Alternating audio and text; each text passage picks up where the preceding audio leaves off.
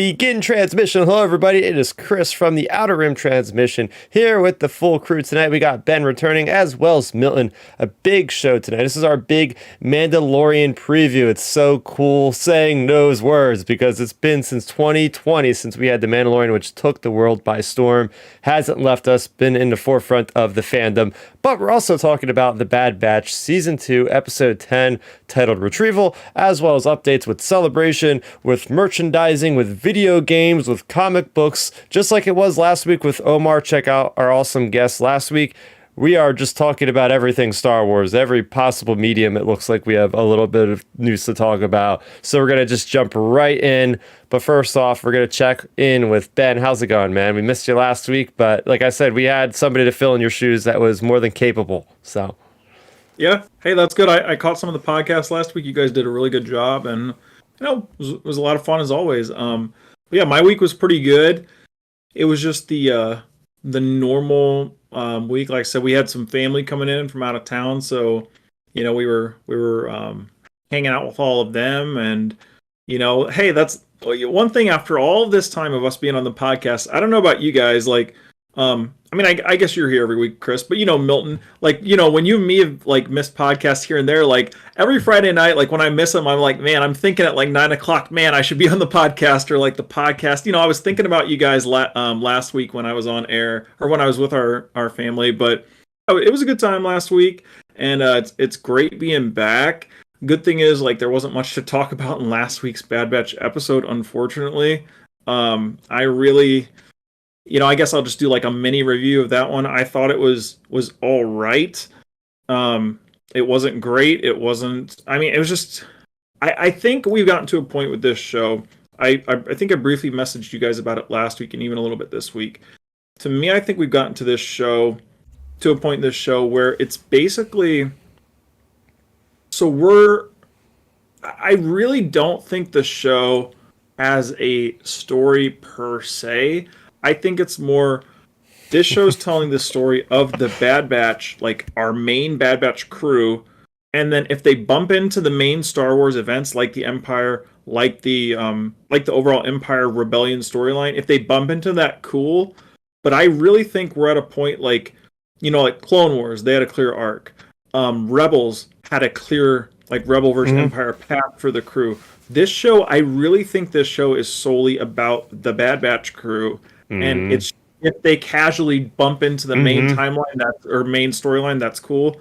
But I don't think, obviously the show has its major flaws, but I feel like we've been looking at it from that scope where it's like, hey, we're judging it on like the Rebel storyline or Clone Wars, like them having a clear-cut storyline. And this show, I feel like, is just about the Bad Batch, like, so like with that, last week's episode was what it was. It was another just another episode of the week. Of course, Sid betrays the crew, and it's just like, here we go. But it just, I don't know, it falls in the forgettable category of Bad Batch episodes, and I would have to give that one a 6 out of 10. Okay, yeah, I gave it a 7, and Omar, I think, gave it a 7, and Milton, I think you gave it a 6 or something like that. I don't keep track of these scores, by the way, in case anybody's listening. We probably should and be like, okay, these are the best episodes. Maybe one day, maybe with Mando or something, we could keep more track. I can always go back and get the scores, but yeah, no, I totally agree with you, Ben. I've actually been seeing other people online also speak about the same thing, which is really weird. Because, as Star Wars fans, the stories are usually told in the large strokes of the galaxy, where you're getting like, oh, the Clone Wars is talking about a big moment in history, or Rebels is talking about the formation of the Rebels, and Andor, like all these are usually big things. Yeah. Kenobi, Andor, like they all still touch the main story. This show just doesn't. Yeah, so they're trying. I mean, you gotta applaud Lucasfilm for trying something new. And even last year, though, I think where the issue comes in is season 1. It was about Omega and stuff, but that had large ramifications. You were still seeing a lot of the galaxy changing, but we only got that in the first couple episodes of season 2, and they kind of put it on the wayside. But yeah, just some interesting food for thought that we're I guess we're thinking about it opposite. It's like, yeah, like you said, okay, when they casually bump into the actual big ramification of the timelines, and it's like, all right, cool. But most of the time they aren't, which is the reverse, I think, for most of the series we're used to watching. I mean, unfortunately, that's how it is, and I feel like, I mean, of course, the show's has a lot of the show has its flaws, but I don't know about you both, but I feel like for me, if they would have framed this in that way from day one said, hey, this show is about the Bad Batch, it's not going to involve the main story, blah blah blah. I think that would have been better than basically giving us like, I mean, all of our Star Wars projects so far, Rebels, Clone Wars, Kenobi, Andor, Boba, they all bump into the main story to some degree or get involved with it to some degree. And this show, if they would have just warned us from the beginning and been like, hey, this show is No. about the Bad Batch, Nope. guys, I feel like people would have been a little bit more kinder on the show. But could you imagine? Like, they would lose. I hate to say this, but if they said that, I think they would automatically lose people. Like, people would just be like, well, I'm not going to tune in. Oh, Like, I yeah, don't, I've, it's a nice gesture, like, after the fact, but they would yeah. literally hurt their business if they said that. They'd be like, oh, by the way, like, the things you care about the most aren't in the show this year, or at least don't expect much of it. It's like, well, I'll just check it out when it's all out then. I think, people might just say, okay, let's just binge it then, and I'll see the big parts of the story when I want, rather than wait week to week and not get what I want. Anyway, so yeah, we'll definitely dive a little bit deeper into the Bad Batch as we're going to talk about episode 10 Retrieval later on in the show. But how's it going, Milton? Everything's going well, man. It's glad to be back on the podcast. As you mentioned earlier, I actually did watch the episode this morning. I'll get into it later. I'm looking forward, obviously, to Mandalorian. So hopefully, season 3 doesn't let us down. Oh yeah. Speaking of Mandalorian, we're gonna get right into our week in Star Wars. I claimed it was time on Twitter. I said it is now the time of the Mandalorian. As soon as I got done watching the Bad Batch episode, I was like, okay, that's on the rearview mirror for me now. Now it is time for Bad Batch. It is the Bad Batch season. And, well, you know that a lot of retailers, a lot of merchandise is going to really ramp up in the next week or two, because that's everything anybody is talking about, anything everybody's talking about. And, well, I got some cool things that were given to me recently. Food items. I haven't done this before on the show. I usually show off miniatures. I usually show off just different things. But, like, here we go. The Star Wars merchandising at its finest. You got your goldfish Mandalorian bites with your Mando, your Ahsoka, your Grogu, right? But that's not all. Awesome. That's not all. I got some more junk food to show you guys. Not that I really eat this stuff on a regular basis, but these things called cake bites, apparently. I didn't buy these. Somebody got me. They're like, oh, Chris would like these. He could keep them for like a collectible item or something. It's like, ooh, exclusive. So yeah, we got Grogu cake bites. We got Mando cake bites. I might actually just pop these open on Wednesday as I'm watching the show. I might have to. There you go. But, Star Wars is going to be Star Wars, and they're gonna jump at every opportunity, whether it's cell phone cases or it's goldfish, to let the world know that it's now Mando season. Oh yeah. It's a smart marketing ploy. I mean, they're not stupid. It makes sense for them to dive into any realm, whether it's the form of entertainment, food, obviously, as we see. Mm-hmm. Again, it's smart. I mean, if they put exclusive on a box or a cover, people are going to buy it. Mm-hmm. Oh, yeah. So, what about you, Ben? I know you had something you've been waiting to tell us on the podcast this week for you. Yeah. So, well, I found some show and tell stuff, but I'll save that for next week. So this week, though, this week though for the podcast, I found an interesting thing. So, everyone here knows, like, when me and then even Milton, when we're on the treadmill, like doing our cardio, we're scrolling through YouTube looking at Star Wars stuff. And one of the suggested videos that came up was a deleted scene from the Blu-ray version of Revenge of the Sith.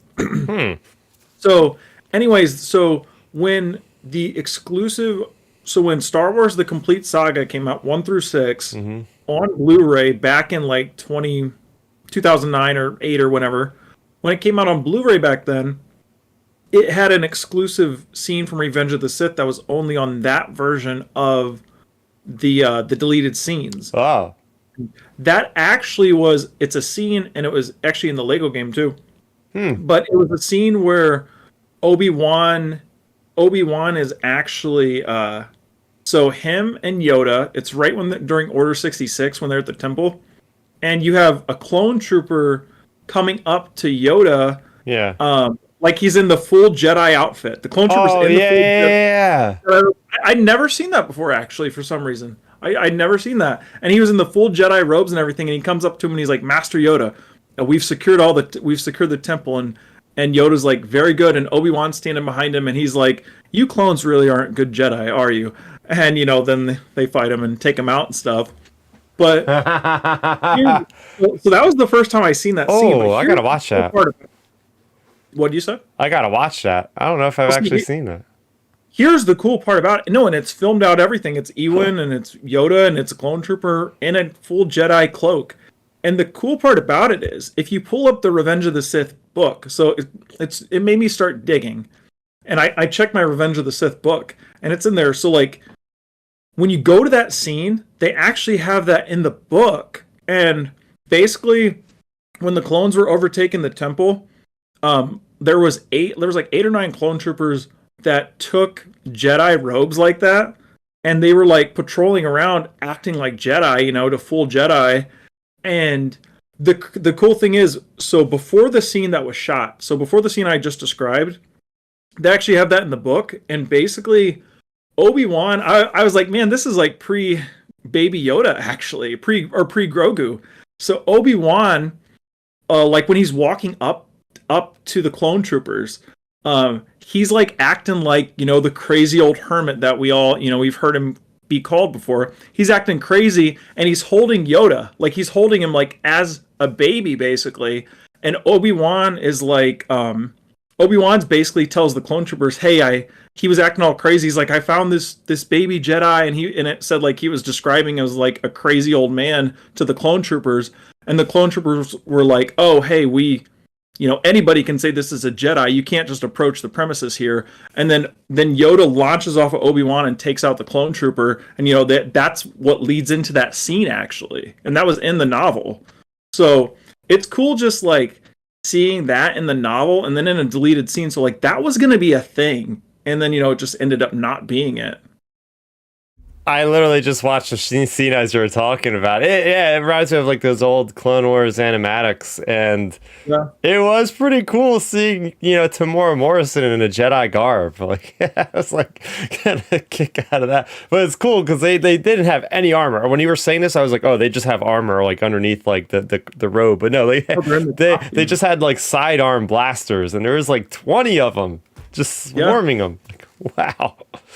Yeah, that was in there, and then that's in the novel of Revenge of the Sith as well. So, that was going to be a thing and just ended up not being it. That is pretty neat. No, thanks for bringing that to our attention. Milton, had you ever watched that before or heard of that one? Yeah, I've seen that. I have that Blu-ray set. They came out in like 2012, I think, or something. Oh, that one. Yeah. It was probably right before the Disney sale, I bet. Yeah, it was. It was like 3 or 4 years before that. It was fire. Like, because it got all the little, like, the books and some extra behind-the-scenes documentaries. It's dope. I still have it. So Milton, what is your current listening for Star Wars? Are you listening to any audiobooks or anything recently? Yeah, I mean, I still do. That's just a common thing. Usually when I go to bed or if I'm just, like, chilling out or something, when I get that opportunity to chill out. Usually when I'm laying in bed, I try to put on, actually what I just put on my phone recently, I think I went back and put the old radio dramas back on my phone. Nice. I just love listening to the radio dramas. They're really good. I mean, Empire's my favorite movie, but it's probably my favorite radio drama besides New Hope, just because New Hope goes in more in depth. And I know it's not canon, but it still holds up. So overall, I mean, I still listen to that stuff on a daily basis when I get the opportunity. Okay. But like when my week in Star Wars kind of ties in what Ben was talking about, but this is more of Star Wars Theory when he did the interview with Nick Gillard a couple weeks Okay. ago. I listened to a little bit of that. I need to listen to the whole interview, but he's been releasing clips of behind the scene footage of the fights on of Revenge of the Oh, Sith. that's sick. I know Star Wars Theory, he puts them on his Instagram page or YouTube page, but yeah. Anyways, Nick Gillard has been releasing like this behind the scene footage of unseen, Wow. filmed fighting that's occurred in the prequels of Episode 3. It's really good. Ooh. He talks about various scenes that were shot that weren't released, which reminded me of an interview that was done years ago with one of the writers of Revenge of the Sith, or one of the production guys of Revenge of the Sith. He talked about there was a scene in that movie that was going to happen, and I think it's in the artwork of Revenge of the Sith, where Padme goes to Mustafar to meet Anakin to confront him. Originally, she was going to betray him and stab him. Oh yeah. I heard about this. Yep. Yeah, and so like I remember that particular scene just because when I think of Nick Gillard and all the stuff he tells, it's like Revenge of the Sith really could have been a 4-hour movie. Because I remember like they talked about the first hour of Revenge of the Sith was really like 2 hours of footage whenever Anakin is going to save Palpatine and Grievous. That was like an hour and a half, 2 hours over the original cut. They just had to cut it down to like 30 minutes, whatever it was. Like that's a lot of footage. If you go back and watch that movie, that first scene takes up a good 20 or 25 minutes. So it's just remarkable to know that there's so much uncut footage or unreleased footage of Revenge of the Sith or just Star Wars out there that we just probably don't know about. Just imagine what the story would be if we had all that as canon. Yeah, and going back to just talking about Nick Gillard and stunt coordinators in general, but especially with Star Wars, is the fact that they got a hard enough job as it is to come up with these fights, but then the idea of anticipating all the visual effects and having, especially with Mustafar, just a lot of green screen, but like figuring it out to look so good, and like that just doesn't age to me, and it's just really awesome work to be just, I don't even know how long it takes for them to train to that degree, but they didn't use like any stunt doubles either, from my knowledge, right? Like it was just them two the entire time. Ewan and Hayden. Yeah, I'm pretty sure it was just Ewan and Hayden for the most part for all of it. And the crazy thing to think about is, think when the Kenobi series came out, Ewan talked about it when they went into the whole Mustafar stuff. Think about how much like Nick Gillard had to coordinate the stunts. Like they had no visuals. They walked in and it was all just screens everywhere, the green screens and blue screens like everywhere. Ewan said, he walked in and the floor, the walls, the ceilings, everything, it was the blue and green screens, and that's all you saw. I mean, they talked about like some of the actors, like would get like almost motion sickness from it because it's just so much color. So it's crazy to think like he had to coordinate the stunts around that, like so the actors like visually, would keep their like balance or keep their, keep the fighting going smoothly with all of those screens. And we've all seen them behind the scenes stuff where they had like the taped walls and taped floor where they would walk and stuff, like all kinds of stuff like that. It's crazy to see going from that to like what we eventually got on screen. Right. Oh yeah. I mean, and honestly, after seeing all this footage over the last week or so, and obviously having Nick Gillard come back, be interviewed by Star Wars Theory, which is dope because we need to hear from more of like guys like him, especially from the prequel era.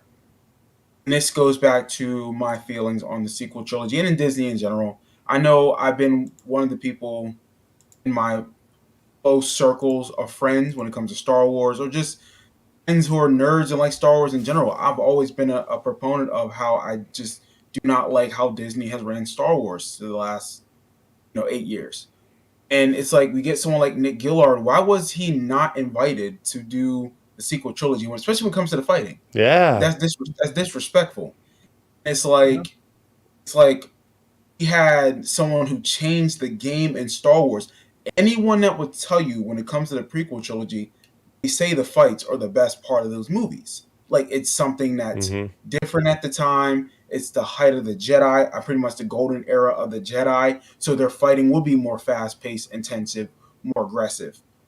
So him not to be invited back to the sequel trilogy and say, hey, why don't we take what you've done, tie it to this, and make it somewhat badass too? Like, are you serious? Like, I'm curious, where was that? Why didn't he not even get an invite or a meeting? And maybe I'm completely off base here, but it's like, damn, I get so mad when I see that footage. It's like, what could have been? Put it in perspective, to be like devil's advocate here or whatever. Like you look at the plot, like Rey, she shouldn't fight like Obi-Wan Kenobi. You know, I totally agree. I totally understand that, and I know people defend like how the fighting was in the sequel trilogy. I still think it's bullshit. Even if you get to the finale, Rise of Skywalker. Yeah.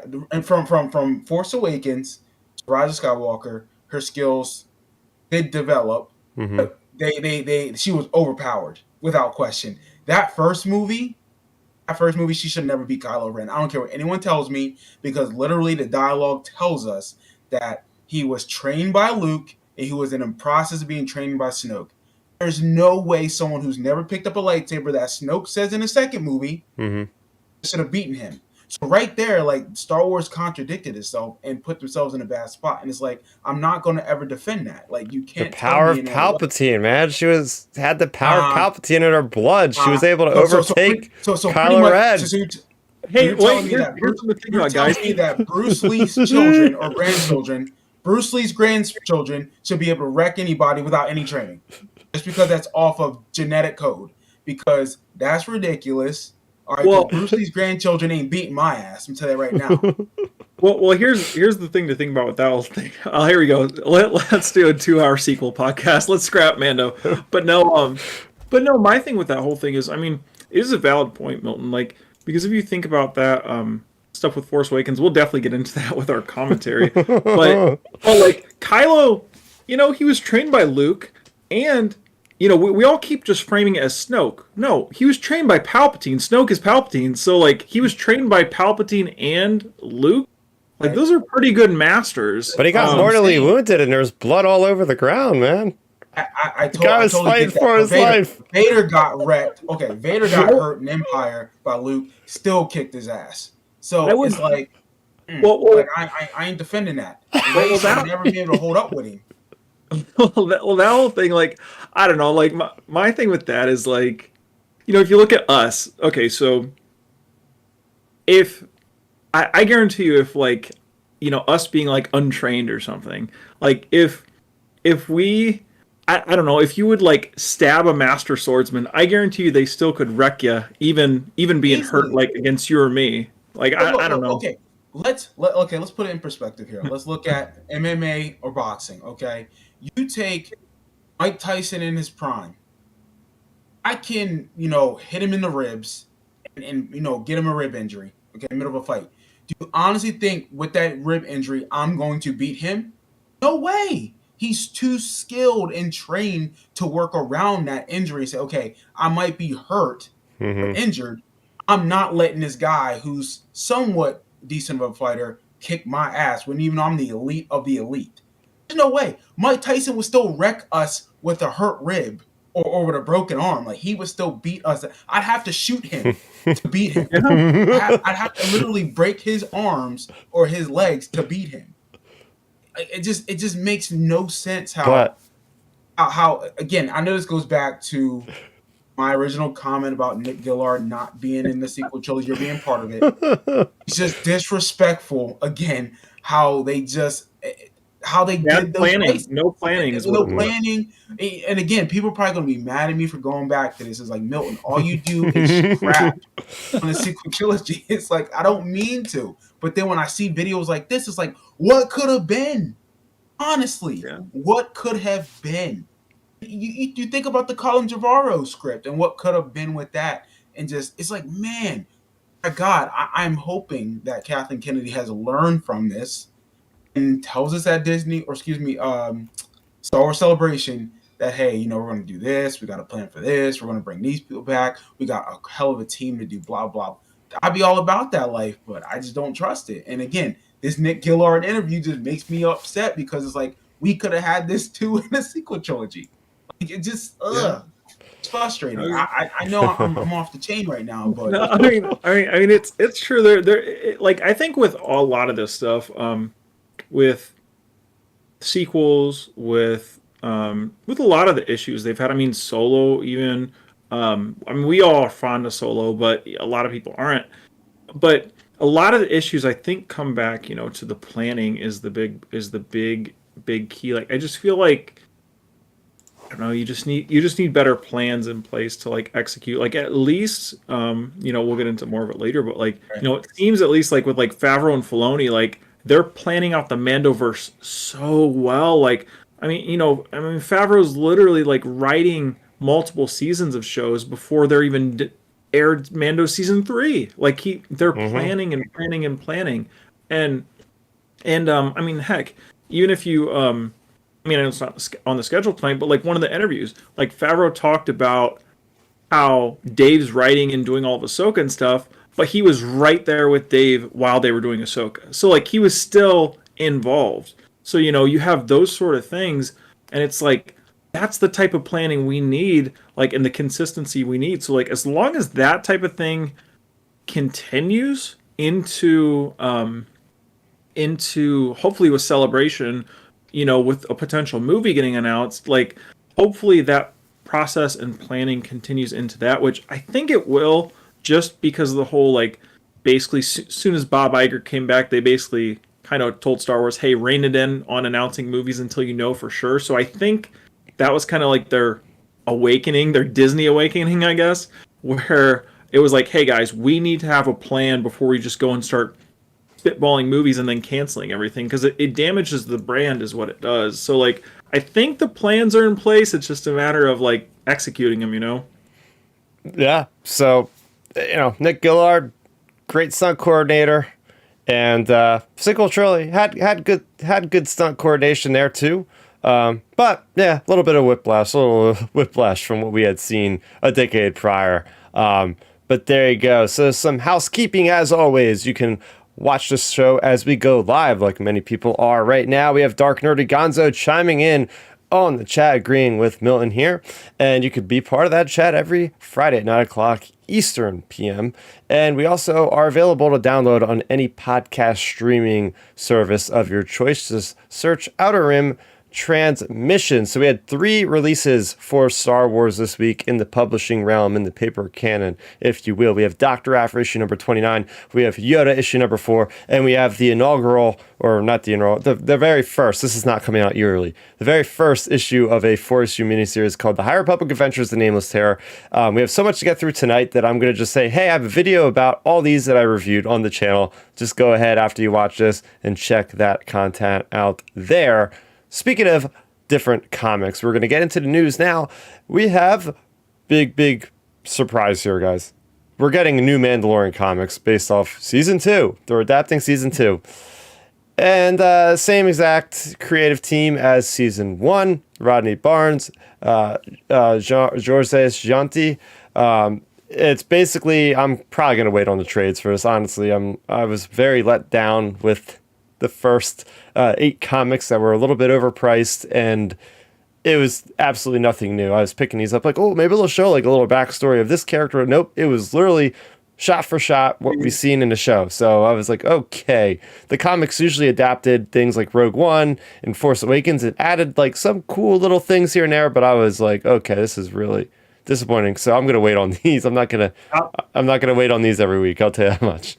Yeah, I'll throw in there real quick. I think I think your main reason, or your main answer for that, Chris, is kind of what I just bounced off of, like the planning from John and Dave. I think they just have such a lockdown on the show where it's like the only stuff for this show, that's going to get out there is what we approve, and that's it. And it's basically what's going to be on Disney Plus. I think they have the show and like all the like property surrounding it on like complete lockdown. Yeah. So way back when, I think this was at the in the middle of 2020 at some point, Adam Christopher, who's the author of the excellent Star Wars novel Shadow of the Sith, was penned to do a Mandalorian original novel. And there was like all these comics that were announced. Then all of a sudden, we just kind of slowly see that stuff go into background. Adam Christopher was announced to not be writing it anymore. And I think that was the reason they had all this stuff probably announced before season 1 even, came out. They didn't know it was going to be a phenomenon as it was. And then once they've seen some of the success, they're like, okay, we got to halt all the publishing. We can't have anything interfere because this is our new baby now. And we're going to just take this head on and chart, this story ourselves, essentially, is what happened there. So, I no doubt, but it still is disappointing. I'm like, really? But, Makes sense. but a story that could be told originally that will be taking place over what's supposedly many, many issues, I would assume, is we have yet another Star Wars crossover comic event. Now, this one doesn't even have a name yet. We simply got a teaser on Marvel.com. You're going to have Dr. Aphra, you're going to have Bounty Hunters, you're going to have Darth Vader, and the mainline Star Wars. All 4 series are going to be crossing over this summer.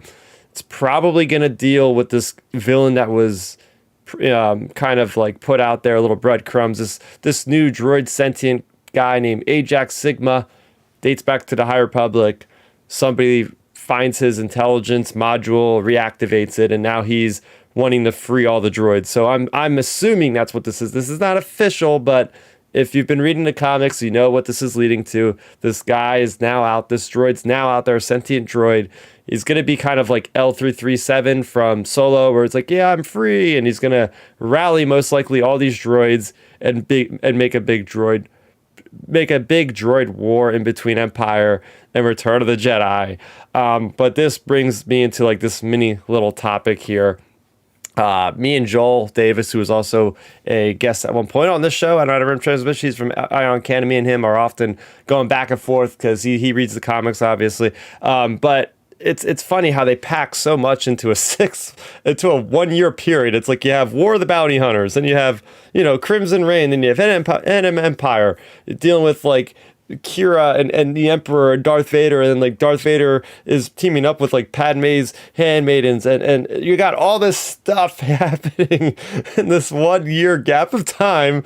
And now we're going to have a whole nother event that just like, wait, there's a war of droids in between Empire and Return of the Jedi. Wait, I never heard of that. So it's kind of funny because like, this stuff is not probably ever going to get mentioned in live action. I will be surprised. And that's what was funny as hell. It's like, all right, the comics, where do they stand as far as like canon on screen is concerned? Like, for instance, I was like making jokes saying like, oh yeah, back in 2016 there was an issue of Star Wars that crossed over with this gothic tale about Luke Skywalker teaming up with Dr. Aphra at this place called the Screaming Citadel, and there was this like vampirist person that was like trying to read their minds or something. And I was like, can you imagine like in one of the shows like Luke is talking to Ahsoka and he's like, hey, there's this one time I teamed up with this rogue archaeologist named Dr. Aphra, and we went to this gothic castle and did all this. Or, you get something like that. And this is reading right from some tweets. Joel's telling me, he's like, oh yeah, imagine Vader arriving at the Death Star, and he's basically talking to Palpatine, and he's like, I had a rough month dealing with my dead wife's best friend and body double. I need R&R. Or then you go to Palpatine, and Palpatine's saying, this second Death Star better be worth it after fighting a Sith ghost unleashed by my apprentice of my apprentice.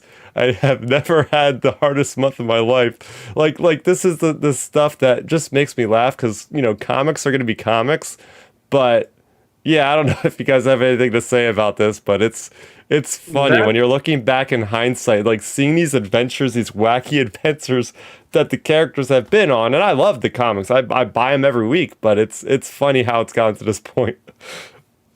That's the aspect of comics where it's like that stuff, it can work to an extent in comics, but that's about is basically where the train stops. Like, you're basically stopped right there, and we don't need to see that translated to on screen anytime.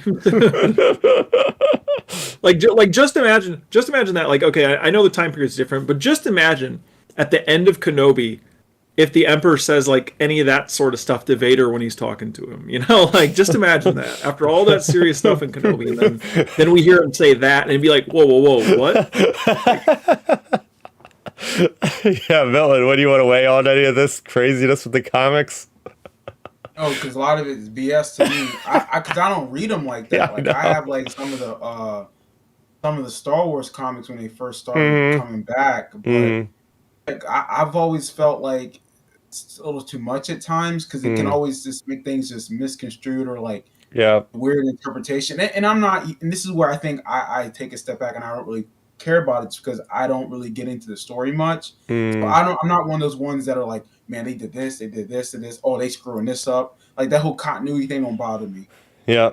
But I just when I hear this, I'm just like, all right, this is why I don't really get into the comics. A lot of it's unnecessary stories that I don't even care about. Yeah.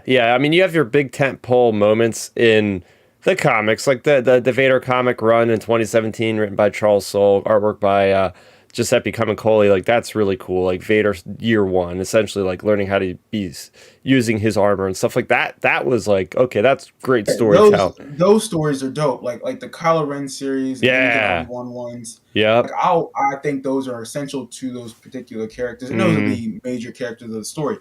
So I'm like, okay, I'll look at those comics. But if it's like Dr. Aphra and Kira and all them, I'm like, all right, like I don't pay attention to them. Yeah. So there you go. You guys can weigh in the comment section down below or send us an email or a tweet. What are your thoughts on Star Wars comics? And maybe we'll get some cool references. I mean, to be fair, they referenced a comic book in not the Book of Boba Fett, Mandalorian season 2. In the second to last episode, they talk about Operation Cinder, which was first referenced in Star Wars Shattered Empire.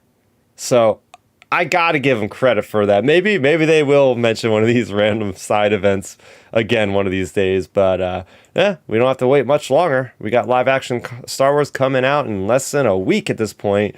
We got an update on some Star Wars merchandise over on StarWars.com. I'm pretty happy about this one. We got Star Wars Micro Squadron Galaxy getting a shout out. I don't even think this was ever referenced on the Star Wars site before. You'll find these in any store, Target, Walmart's, whatever. They're cool. They're like the old Micro Machine ships.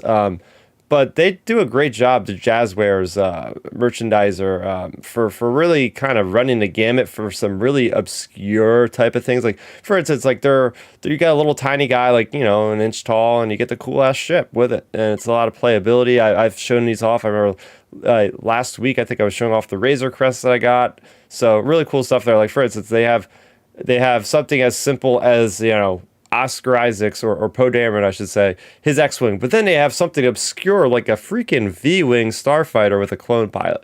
Like, I can't remember the last time I walked into a store I seen that or I seen General Grievous' starfighter, for instance, right? So they have really cool things in there. They even have, the ARC Troopers Republic gunship with like the cool like shark-looking decals on the front. So these guys really go above and beyond when it comes to appeasing to the hardcore fans. So, and they're at a really cool price point. Like they're pretty cheap, but they actually look like nice quality and good build quality. So if you're done with the Black Series like me, and you're done with Hasbro, maybe you want to check out, if you're still into collecting, the Jazzwares Star Wars Micro Squadron Galaxy.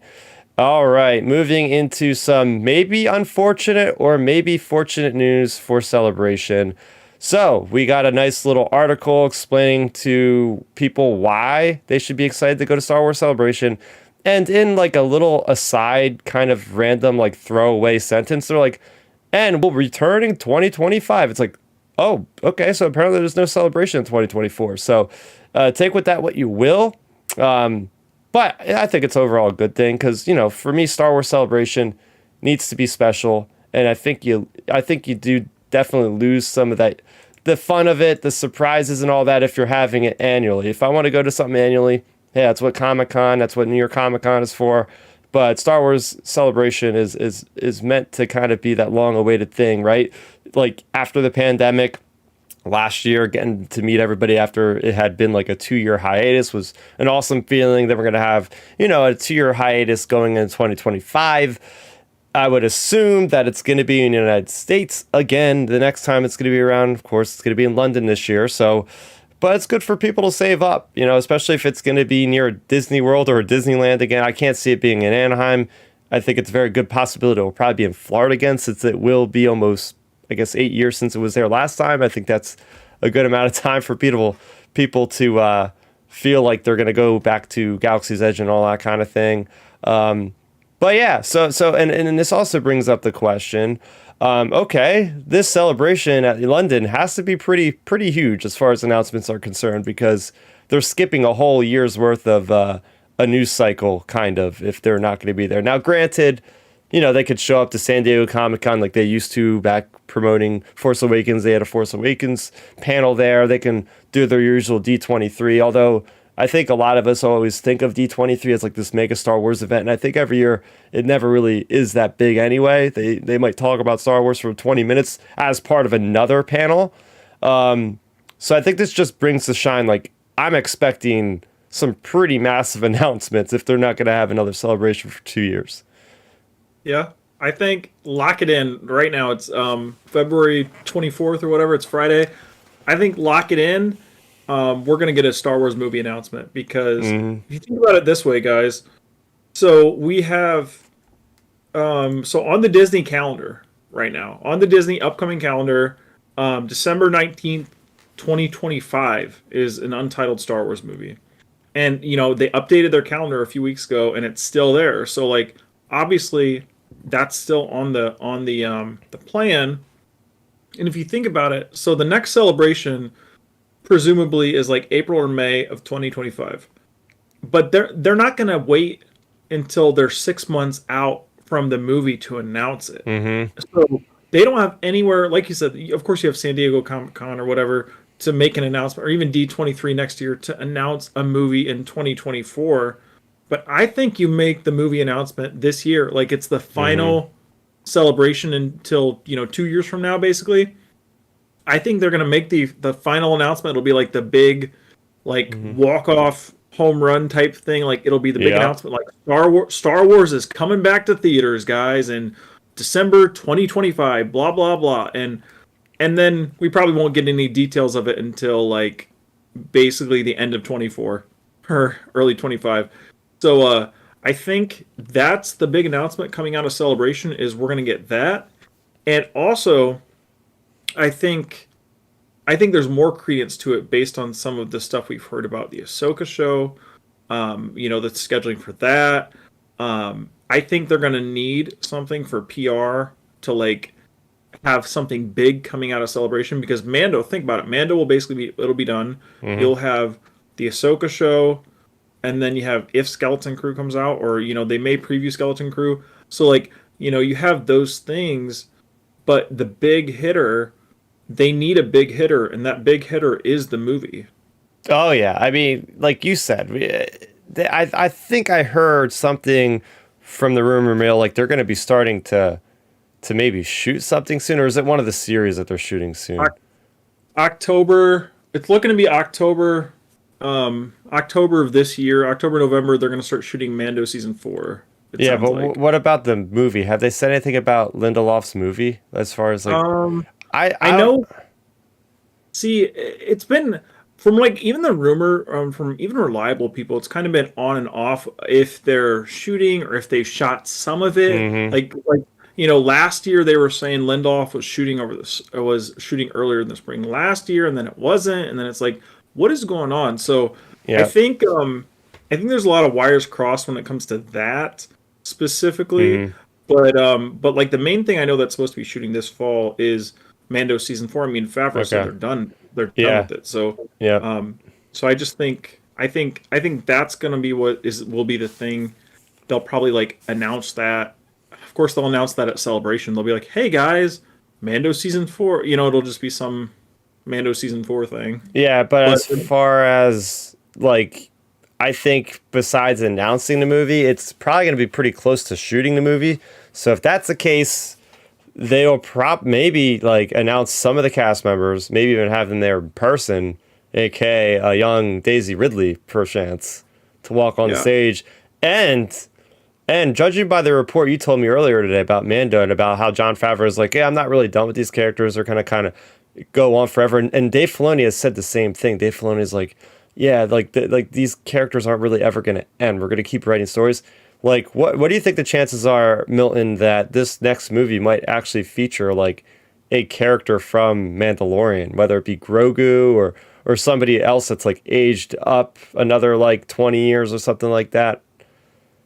If it is after Rise of Skywalker, because how are they think about a big splash for that? If they're like, okay, like you love the Mandalorian, well, guess what? There's a character that you love that's going to be in the next movie. Like that'll get more people to be like, hey, did you hear that guy's going to be in this movie or that character's going to be in this movie? Like, oh, that's so cool. Like I could see that adding to more excitement and more synergy. And if they're not going to end these characters soon, then it's like, why not throw them into a movie?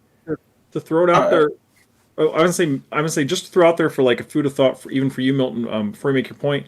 I think to throw out there with that spiel you just said, Chris, about what Favreau said. I think that's gonna tie in with. The more I think about it, I don't think Thrawn's gonna get killed off. I think they might just move him right along past the sequels. But go on, Milton. No, I'm about to say like the only character I think that would be one to present from that particular universe, if we see this character, is either Ahsoka or Ezra. Oh yeah, Ahsoka. She doesn't really age. Her show, yeah, because like her show is going to be about Thrawn, and I'm assuming she's looking for Ezra, right? Yeah. So that would make sense if they say, hey, we're going to make a movie around the sequel trilogy era. You know, dealing with these particular characters. Now, I mean, because you can't do nothing with them post sequel trilogy; they'll be too old at that point. Yeah, you're right. Older.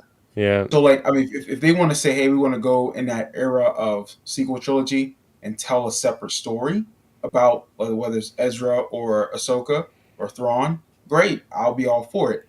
So yeah, I mean, it's possible. I mean, and they can come out with a character that we weren't paying attention to and say, "Hey, we're going to do something off of this person."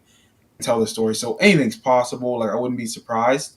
I agree with Ben. I think there will be an announcement of a film. You know, I mean, if they're not coming to Celebration next year, we want to build a hype up for 2025. So yeah, it makes sense that they'll probably do it this upcoming year for that movie announcement. I'm just curious about where they're going to take their movie division. I know there was talks of going back to the trilogy format and focusing on that.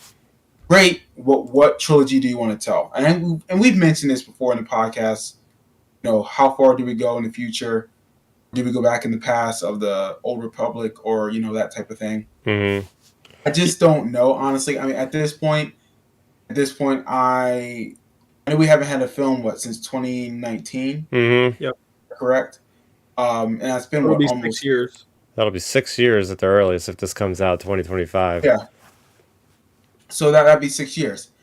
They're going to have to really impress us with their next film. They're going to have to really say, hey, we're going to get this back on track. Yes, those movies were very profitable.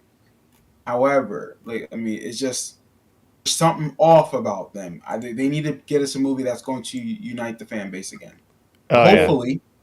Hopefully, you know, whether it's Daisy Ridley or not coming back in her films, if they do bring her back, I just want them to tell a really good story, and that's clear, concise, and consistent. Yeah, Dark Nerdy Gonzo in the chat is chiming in. He's saying, yeah, got to remember one reason for them to silence on the movie announcements front is basically the directors, they have to commit. And we heard about this in a report like last year, like, it's a lot of commitment for these directors to be involved with Star Wars. They're going to be involved with several years, and it's hard for them to be involved with anything else at the time because there's so much effort in building and a lot of world building that they have to establish. So that's the thing. That's why they're not announcing anything, because they got to make sure these people are the right people for the job. You know. I agree. Well, and Dark Nerdy Gonzo is absolutely correct. And if anyone's out there saying, well, why would a director commit and take up all that time? Well, let's look at the past here. Star Wars is a very profitable IP, so it's not like they're committing to a project that's going to fail. Star Wars has not been a failure. I don't care what anyone tells you. Yes, critically for some of the movies, They weren't well received, and that's for prequel and sequel. But they were very profitable movies, and it bolts your career up. Like it steps you up. Ryan Johnson has Knives Out franchise because of Star Wars. Mm-hmm. If Ryan Johnson didn't direct The Last Jedi, he's not getting that Netflix deal that he has currently. I don't care what anyone tells me. 400 big ones. Yeah, exactly. And like he's a good director, but again, he wasn't a well-known director with that cachet of like a lot of eyeballs and notoriety. Mm-hmm. Star Wars really elevated his name, which allowed him to hook up with Netflix. That's what's up. So any director that wants to question why they wanted to sign on long term with Star Wars, it's just a benefit. I mean, look at Marvel. Mm-hmm. Marvel's directors that have been successful. Who were the Russo brothers before Marvel? Yeah, they directed some shows on was it Parks and Rec or whatever. Yep. But I wasn't paying attention to that show. Now if the Russos touch anything besides Marvel, I'm like, oh, I'm gonna pay attention to those guys. They know how to tell stories. They killed it with Marvel. Oh, for sure. Well, here's the thing to think about too with the upcoming movie. Like I said, I feel like the movie it has to be getting announced. It's London. It's 2 years out. It's all this stuff, and I think think about some of the context clues we've had over the past few months. Back in December, November, Daisy Ridley went to Lucasfilm 2 or 3 times. Like you just don't casually go out to California or I forget where Lucasfilm is based at. Yeah. Yeah, you casually just don't fly over there like, oh hey, I'm just stopping in from a 12-hour flight from London or something. Like you just don't casually drop in the building, even if you're a celebrity like her. So it's just like there has to be something going on there for one. And then for two, I remember back around when Rise came out, Rise of Skywalker, remember you heard Ahsoka's voice talking to Rey, and at the time, Dave got interviewed, whether it was at like Celebration or whatever it was, but Dave himself said, you don't have to be dead to talk through the Force. Like when Ahsoka was talking, because he got asked if Ahsoka was dead during that, and he said, you don't have to be dead. So like to me, my thing I wonder is like, I wonder if even back then he had it in his head that he was going to do an Ahsoka show eventually, and he was, even with that, he was keeping her alive. So just. It really makes me think, if we get this movie, I think they probably, they've learned their lesson from the sequel stuff. Whether you like it, love it, hate it, whatever, I think we all can agree it was badly planned. So I think they learned their lesson probably from that, seeing how like the Mandalorian stuff has been planned out really well, and even like Andor, these shows have been planned out well. And I feel like it probably like shook things up over there at Lucasfilm to like, hey guys, we need to start planning better. So I think with this next movie, they know all eyes will be on it because the marketing will be, Star Wars is back. Star Wars is back in theaters, blah, blah, blah. And I could easily see the marketing heading in a way of Star Wars is back in theaters and it's connected to the end of the Mandalorian saga. Because think, by the time we get... Even though, with Favreau's comments, by the time we get to December of 2025, we might be on Mando season 5 by then, potentially. So if you think about it that way, we're going to get at least 5 seasons of Mando. We could have Mando season 5 leading into Star Wars coming back to theaters, potentially, which that would be huge. So, and that's another thing to think about as well with like the Mando stuff. Mando, with normal shows, you have like shows that are really booming. They have such a big amount of leeway. Like for example, I don't think by any stretch this will happen, but Mando season 3 could completely go off a cliff and be bad. And they still would have at least another 2 years of runtime. Like they would still give them another season to 2 seasons to like things right. So like Mando at minimum, I think is going to be 5 seasons, and that lines up with that potential 2025 Christmas 2025 movie. So I just think, I don't know, I just feel like they won't be able to pass up connecting the Mando stuff into the movies because the Mandalorian has been such a widely successful show. I mean, look at all the marketing going on right now for Mando season 3. They're literally calling it a global phenomenon. Like the global phenomenon returns March 1st. Like, because it's that huge. So like what would be a bigger and better way than to include it right into the movies. Like, I could easily see it connecting to that movie. Oh, wow. Yeah, Erin Daly's chiming in. She said, I'm actually not surprised with it being in 2025. We have 2 anniversaries that are huge. We have the 20th anniversary of Revenge of the Sith and the 10th anniversary of The Force Awakens. And, oh, I didn't even think about that. That is a very good point. Dude, we're going to get some freaking crazy guests, some crazy panels that year. And that's why I'm like, you guys got to save up. You got over 2 years. Save your money. Count your pennies, whatever it takes. Start saving. If it's going to be in the Northeast, then I'm definitely going to say there's no excuse to not make it this time. Hey, let's hope it's in New York. I know, right? That would be so nice. They haven't had it in the Northeast before, so come on. Like I said, I really think they're going to be like, all right, we want it back at Disney World for another year. Let's bring it back to Orlando. Oh yeah. But anyway, I'm excited just for the pure announcement of a new Star Wars movie, whatever it may be, whoever's in it. I think it's going to be great to see something announced that way at a big fan event, because before it was like, hey, George Lucas was just talking to a camera. It was just a press release. They're like, oh, by the way, we're getting episode 7. It's like, cool. But like, I can't wait to see that like announced maybe in person. We'll see how that goes. But just to kind of have that feeling of, oh yeah, like they're telling us right now there's a new movie and this is what it's about, and this is kind of like the characters that could be in it. Like that's just exciting in its own right. All right, something I'm actually more excited than any of the other things is a brand new video game that's coming out, and it's called Star Wars Jedi Survivor, sequel to Jedi Fallen Order.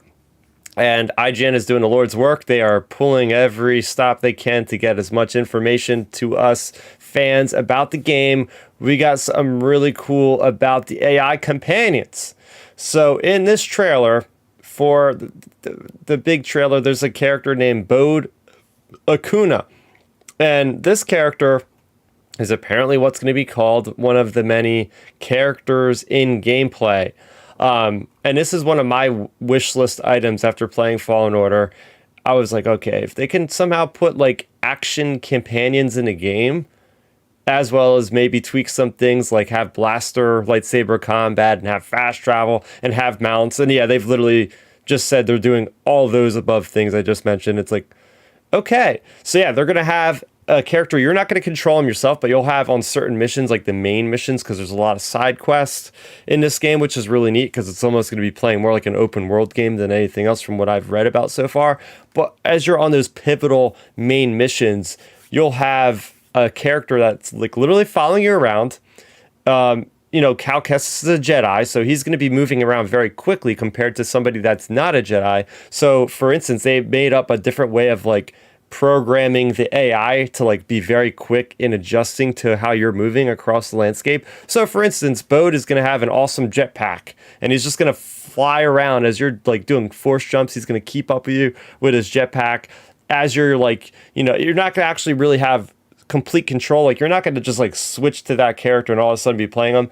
But they've, Respawn has cracked the code, if you will, to create this proprietary technology to allow the AI to be like super smart. So if you, for instance, like force grip like a barrel and then you fling it at a bunch of stormtroopers, like Bode will, or whoever your companion is, could possibly shoot that in midair before it impacts with the enemies, causing an AoE explosion. So like really cool things like that.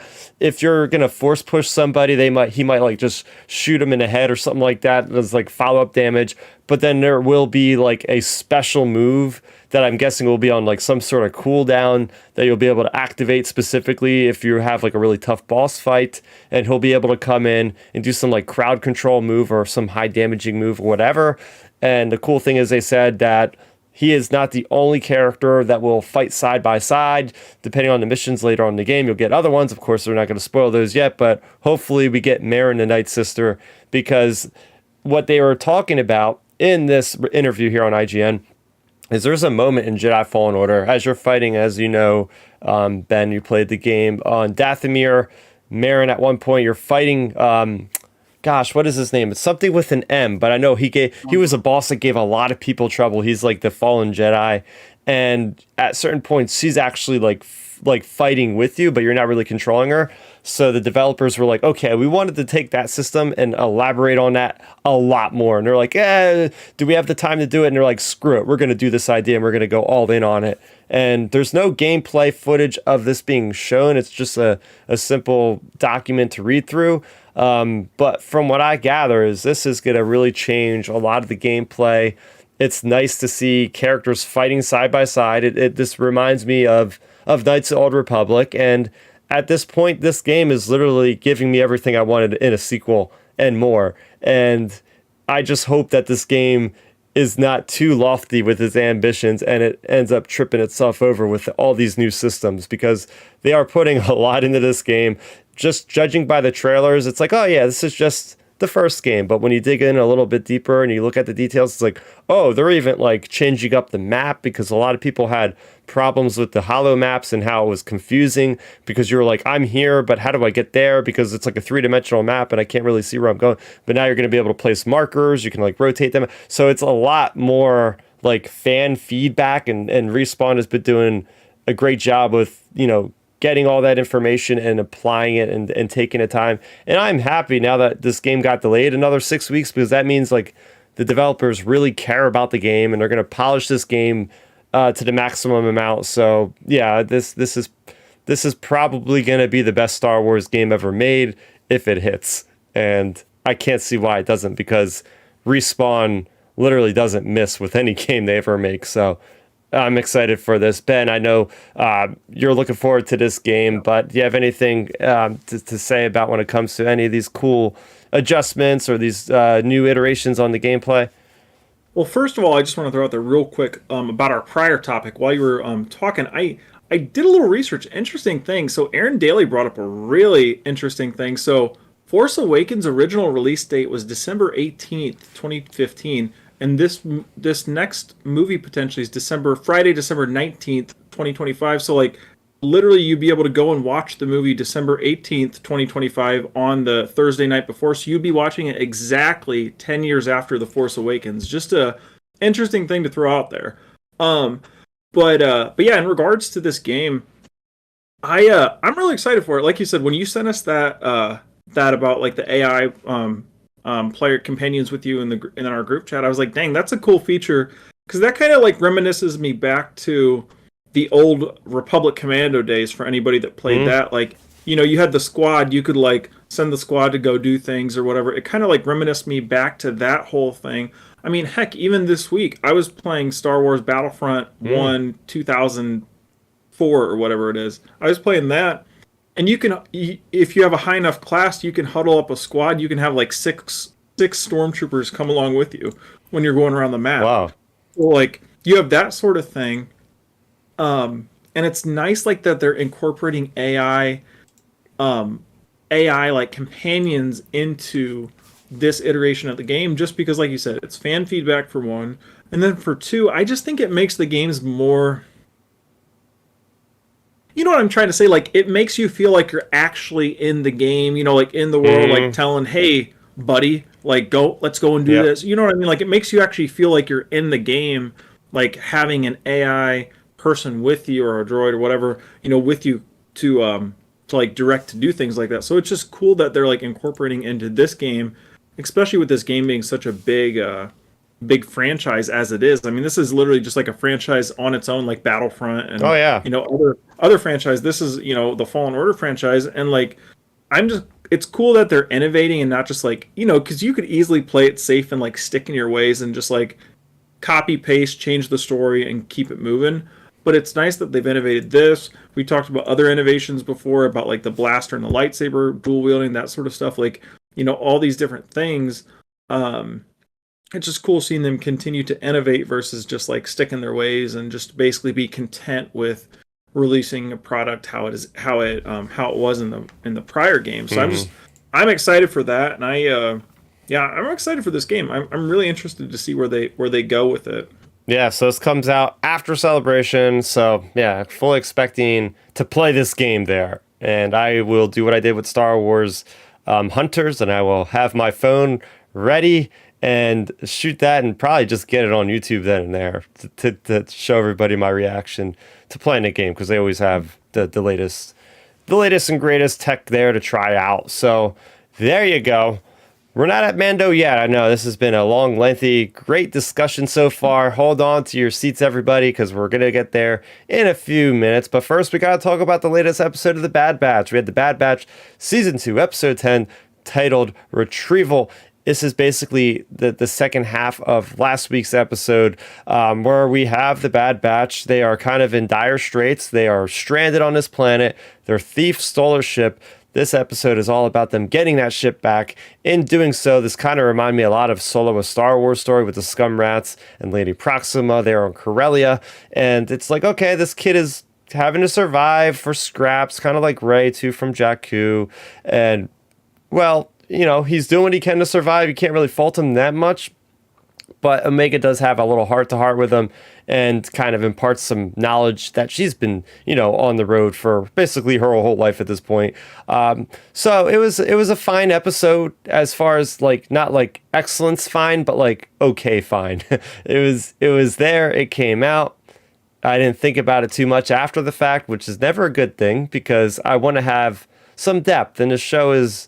You know, this show has had lots of depth. We've given an episode a 10 out of 10. I've given another episode like a 9 or a 9.5 out of 10 because they really left me thinking a lot.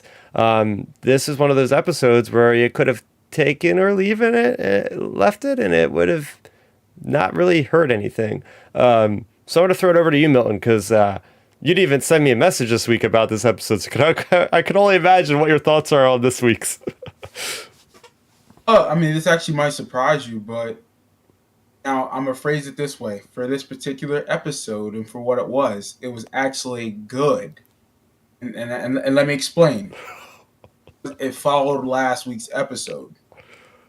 It was a build off. It wasn't just some one-off story of like, Okay. mission, or episode was told last week and then we're off to doing something completely different. It's built off of last week's episode. So for what it was, it made sense. It was good for what it was. And was it still... Do I still want these episodes? No. I want to be able to tell a different story that ties into the greater narrative of these Bad Batch characters, of obviously of the entire Clone Force, the Empire, that type of thing. But with that being said, it wasn't a bad episode for what it was. Especially how last episode ended, where they followed through with this particular story. It was a nice wrap up for this 2-episode arc. Okay. Yeah. So it hopefully that makes sense for what I'm trying to say. Because what could I have done without this? Absolutely. I mean, this did nothing for the entire show or full narrative. Mm-hmm. Obviously, it gave us more character development of Omega and how she's influenced people in her life. Mm-hmm. It talks about family, that type of thing. And we get to see the clones or the Bad Batch work together as a team. I mean, they're a well-oiled machine, which was cool to see. You know, I didn't mind this particular mission because they were trying to get their ship back to get off that planet. Mm-hmm. This is a mission that made sense because it had nothing to do with Sid. Nothing. It was like, okay, we have to survive. Which was a big miss in my opinion, because they don't mention her at all, and I'm like, aren't they mad? Like, literally, she just left them for dead. Basically, it's like, what's going on here? Right. But goes back to my point. It has nothing to do with her because they have to survive. True. It's them saying, okay, we have to now not worry about Sid. We have to revert back to our training and being badasses and get our ship back. That's what they did, and clearly you can clearly see how good of a unit they worked together. I mean, they were able to work through this plan with no hiccups. Obviously, you foresaw Kid turning on Ahsoka and betraying her at one point, but then you can clearly see, like, he's going to figure out the truth about that, whatever character's name, the guy is running the whole entire planet. But, it was a good episode for what it was because it was follow through from last week's episode. Honestly, I ain't rewatching this again. Like, it's like I ain't gonna say this for weeks. Like, this show has just been weird, and like I think Ben brought up a good point. Like, this show is about the Bad Batch until they run into the essential part of the entire Star Wars like narrative, full narrative. If that makes sense. So I'm like, okay, and I think I have to start thinking that way now. All right, it's just about these characters going on Yeah. adventures. If they happen to run into Palpatine or Luke or Obi-Wan Kenobi, great. That's when my eyeballs are glued on the screen. But Yeah. yeah, other than that, this episode was good for what it was. Yeah, I mean, I completely agree with you on that, Milton. I think it was good for what it was. It was nice they continued the story from last week just because it's like we haven't had a lot of that. It's just been one off, one off, one off, one off, one off. Oh, something cool. One off, one off, one off, And I think them at least continuing the story like this was nice. The story from last week's episode, it was good. And my thing with it is this. Even like I said, I'm gonna really try like going forward for at least the final remaining episodes. I'm gonna really try to like look at it and frame it in that way of like, hey, like I mentioned at the start of the show, it's about the Bad Batch, and if they bump into the main events, okay, cool. But like I'm gonna try to like be framing it that way, because if we try to frame it in the other way, the way we're used to, the show's terrible. Like for the most part, it's terrible. Like as a whole, like if you compare it to like, they're not connecting storylines to the Empire or whatever or the Rebels. Like if we compare it to that, it's a bad show. But if you start looking at it from the lens of like, hey, this is about like the Bad Batch crew, then it's a fine show. It's just even from that lens, we still need some type of connective stories, whether it be like these two episodes. It was nice, they connected, it was fine. And then, like you said, a lot of the stuff was telegraphed. Of course, you knew the kid was going to turn. You knew, you knew like these sorts of things were coming, but it's just at least they connected it pretty well. And yeah, just seeing the characters grow a little more, Omega learning more, getting more experience. My only concern, though, and Chris, you brought up a really good point when you and Milton were talking. So, since they didn't even mention Sid, does that mean this coming week we're going to go back to Sid's place and they're going to be like, why'd you turn on us? And Sid's going to be like, no, it wasn't me. And then her get off the hook and then turn on him again. Like, are we going to get something like that? So it's just... that's my only concern heading into next week's episode, is it's going to be like something along those lines. But overall, I thought the episode was fine. It was actually it was good. It was a step up from last week. I would have to give it, last week's score I said a 6. This week I would have to say this episode for me is about probably a 7.5. Jumped up. Okay. Yeah, for me, this is going to be a 6 out of 10. I definitely didn't like it as much as last week's episode.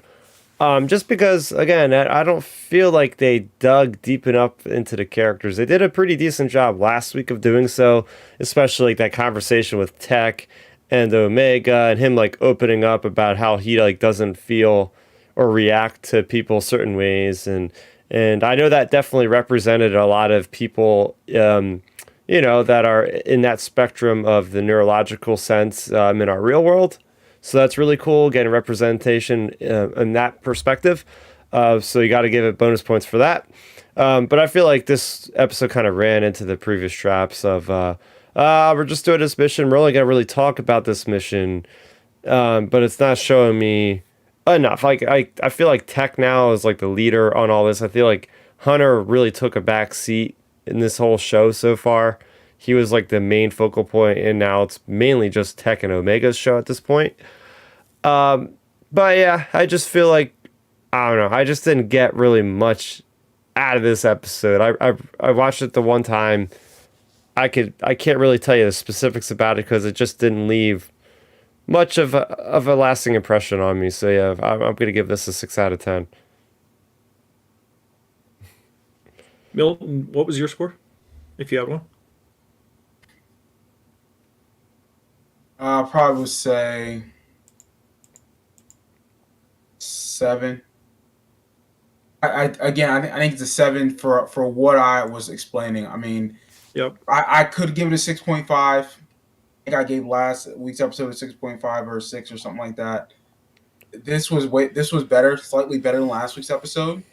I think the mission was better, you know, and it is what it is. Like I really have nothing super positive to say about this entire show, so I'm trying to keep it where I'm trying to find the positives. I'm trying to find the elements of it. So for this particular episode and for what it was and how it, you know, came off last week's episode, I'll give it a 7. There you go. So we got a 7, a 6, and another 7. Yep. All right. So there you go. We'll talk more about the Bad Batch next week. We have Metamorphosis episode 11. So speculate at will. What could that mean? Could it be another creature episode, or are the clones transforming into be something else? Who knows? Bugs part 2. Yeah, Infected Part 2 is coming soon. Here's my question for you guys. Now, whether or not you're planning on watching these things back to back, because now we have a big dilemma as Star Wars fans, and we're gonna also deal with this on May the 4th when, well, at least for me, when the High Republic Adventure show and then or whatever that and the Visions come out, but we don't really have a lot of occurrences where we have multiple Star Wars big tentpole things coming out on the same day. So if you have time to watch both of these back to back, hypothetically, if you did, are you going to watch Bad Batch first, or are you going to watch Mando Season 3, Episode 1 first? I've thought about this. Wait, ask that question again. If you could watch, if you plan, or if you could in a perfect world, watch both of these episodes back to back, next week. You got a Bad Batch episode coming out. We got a Mando episode coming out. Are you going to watch Mando and then Bad Batch, or are you going to watch Bad Batch and then Mando? Oh, I'll probably watch Mando first because I know Mando's really? probably really good. Yep. Yeah. But then you're going to get brought down on the Bad Batch. But that's fine. I expect it. Like literally, like I don't watch. Only way I watch, and you guys usually give me a heads up when there's a really good episode that you think that I'll like. I usually see it in a group chat. I'm like, okay, I'll probably watch it in the morning as I'm doing whatever. So, but if it's like if I don't really hear nothing good, I'm like, oh, I'll watch it later in the week. No big deal. Like Mando's been really, really good since day one. So I tend to like try to get on that quickly, or I try to follow up that night when it first comes out. Oh yeah, you gotta get to it because you know the internet's just gonna be all over it, just exploding. Honestly, I don't really even pay. I don't get on Twitter to look at like spoilers, not like that. I don't get on YouTube because honestly, I'm honestly over all the reviews on YouTube half the time. I'm always looking up like stuff on like History Channel or sports or whatever when I'm on YouTube. Yeah. Or when I do look at Star Wars, it's videos I know of. But I usually try to not look at anything and watch the shows when I'm at home after work, so I can just relax, go with a fresh mind, and whatever. Now, obviously, I look at the stuff that you post, that you put in the chat. So I'm like, okay, Chris has a pretty good character or a judgment of character. Like, yeah, if it's trash and you say it's garbage, I'm like, all right, well, I'll watch it later. I'm just from the perspective of, okay, and I didn't want to throw like terrible shit at the creators of Bad Batch, like, oh, it's gonna bring your whole feeling down, but like, hey, I mean, I'm just being honest. I'm not enjoying the Bad Batch as much as I'm probably gonna enjoy Mando, so I'd rather go and build up to the climax of Mando and be at that level rather than like watch Bad Batch and be like, oh, well, that could have been better, I guess. I honestly, the way I watch Bad Batch now is like I'll put it on, then I'm usually like in my phone or like I'm just doing something in the background. Like I watch it, I'm just like, okay, that happened, all right, whatever. And I'm doing whatever I'm doing, and I'm like, okay, that's how the episode went, cool. Now, obviously, the Palpatine episodes, the Crosshair stuff that we saw, where I paid attention. You know, they were good episodes, but. I found the solution for all this. Like I'm just gonna continue doing what I've been doing. I watch Bad Batch on Thursday or Friday, and Wednesdays it's back to Mando time. So like because like my thing is I'm not even excited. Like, and I don't like saying that. I don't like saying I'm not excited for a Star Wars show. I mean, look, Milton, you said you just watched the Bad Batch episode tonight? Like, so. Or you know, you've done that several times before. You just watch it like at 5 or 6 when you're having dinner before our show. Like, so like my thing is I'm at that point too where I'm just not excited for Bad Batch anymore. Where it's like I'll get to it. Let's just put it this way. Yeah. if I wasn't co-hosting a Star Wars podcast every week, I would probably just wait till the show was completely done with its run and binge watch it, Nice. because it's just like I'm just not excited for it anymore. So like Mando, it's like hell yeah, I'm excited. Like I can't wait. It's back to the 3 a.m. watch crew. Yeah. Starting this I'm not week. doing that. That's not happening.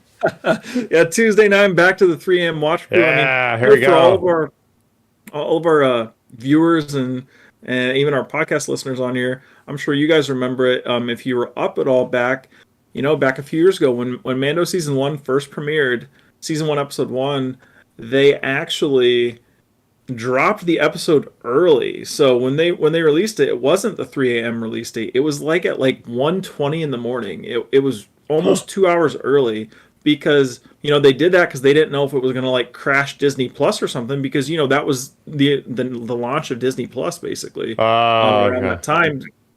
Yeah, so like they actually released Mando like an hour and a half, 2 hours early, which it was so cool. Like I'll never forget that. Like I was up with my cousin and my ex girlfriend at the time, and like we were watching it, and it was so hype. And then we discovered the following week it starts coming out at 3 a.m. versus 1:30 in the morning. Yeah. I'm gonna try to get to bed early that night, and we'll see what time I get up. That's what I'll say. Nah, y'all bugging with that. Mm-mm. I mean, I'm pretty much treating this like a Star Wars movie premiere in my mind. I'm just like, all right, I'm gonna be there. It's Yeah, gonna be dark that's how outside. I I'll be am. like, all right, here we go. Nah, I'm good. No, I'll be up to go to the gym, but I ain't watching a show that early. I mean, Milton, you'll be up probably an hour later at 4, or an hour and a half later at Yeah, 4:30, that's getting up what to the that's gym. what happens. Yeah, I got to get my gym time in before I go to work. So I'll watch Mando when I'm at home relaxing that evening. Hmm. So like Yeah.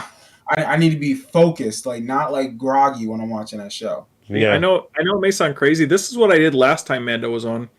So I actually shift my Wednesday workout to that night, like that Tuesday night. Like my workout will probably be moved back to like Tuesday night at 1:32 in the morning. So I get done lifting, and then Mando's in like 20 minutes. Wait, say that again. You So like basically work out super late at night.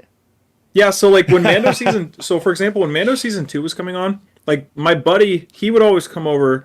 My buddy I've been watching it with for the past few years, and even with Andor, he would always come over about 2:30. So basically, what I do, just to like stay up, like because normally I go to bed personally like at 11:30, about 11:30. So it doesn't bother me, to stay up to like 12:31.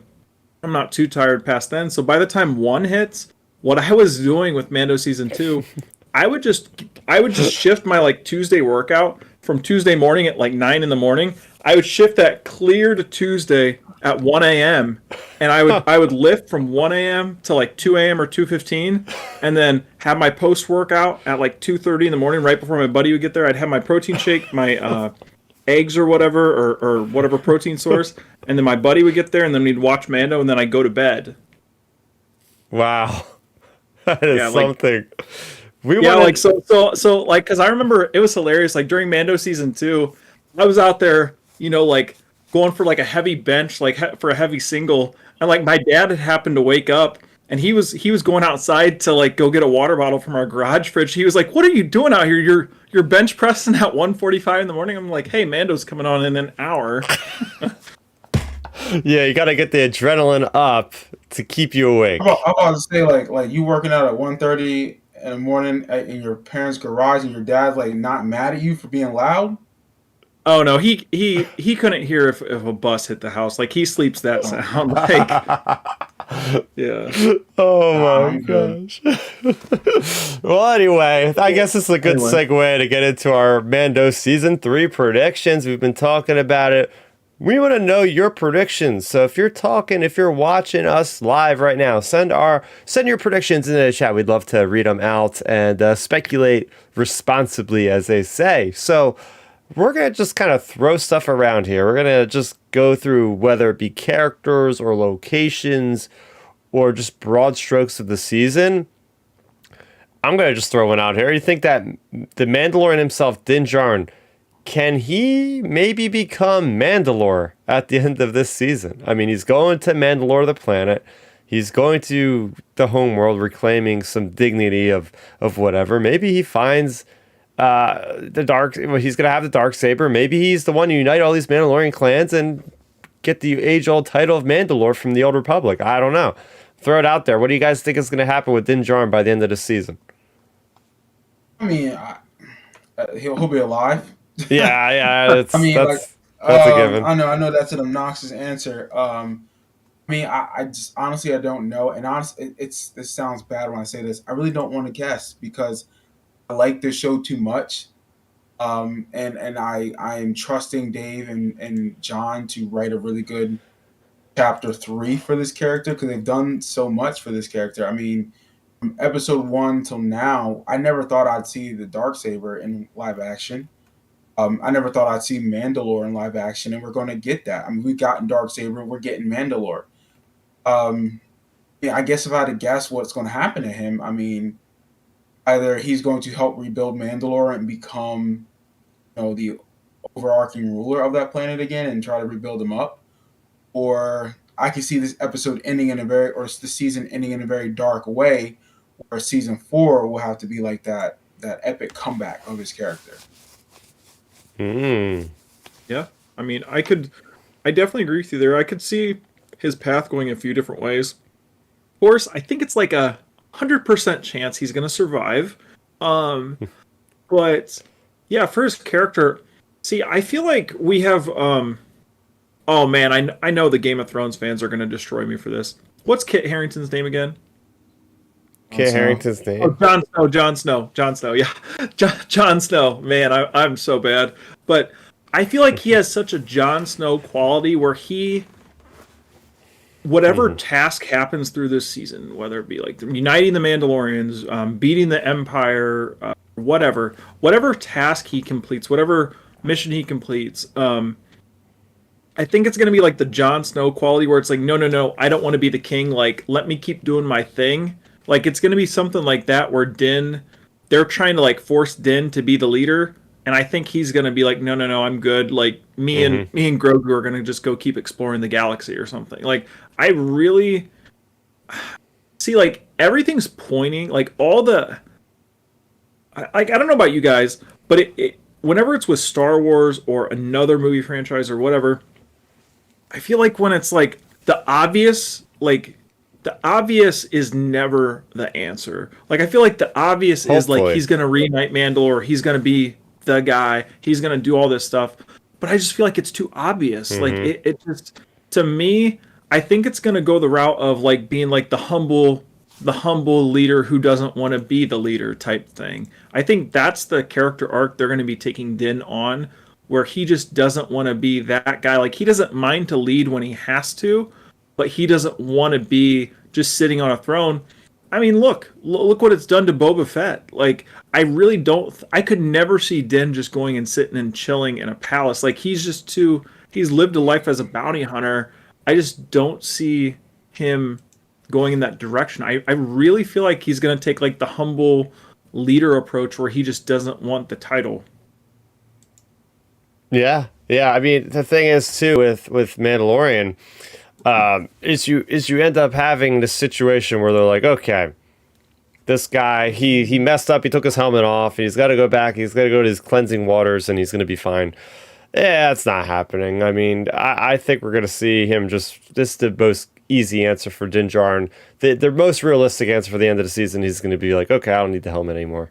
I'll put it on for combat, but I see my buddy Boba Fett, I see Bo-Katan, all these other Mandos, they don't really care. I think he's going to end up realizing that the armor is the villain in all of this, and we're going to see him take down the armor because she's like the leader of the old ways of doing things. He's going to find out that those guys are just mainly a cult that just has crazy ideals.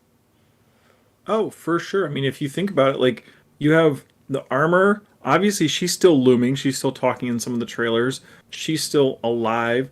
Like, you have the actress that plays her, like, she's been out on the press tour, so obviously this character is going to be involved to a good extent in this season. So I think, like you said, she's going to be leading probably the like leading the old Mandalorians in the old ways, and it's just a matter of you have her, and then you have like the overarching threat of like the Empire, and then my thing, I think that's something that a lot of people overlooked potentially, especially after I'd done my rewatch of Mando, season 2. I completed that Thursday, and Oh, it was just so good as always. Like I watched episodes 4 through 8, like Tuesday through Thursday. Basically, I watched 1 and then 2 and then 2.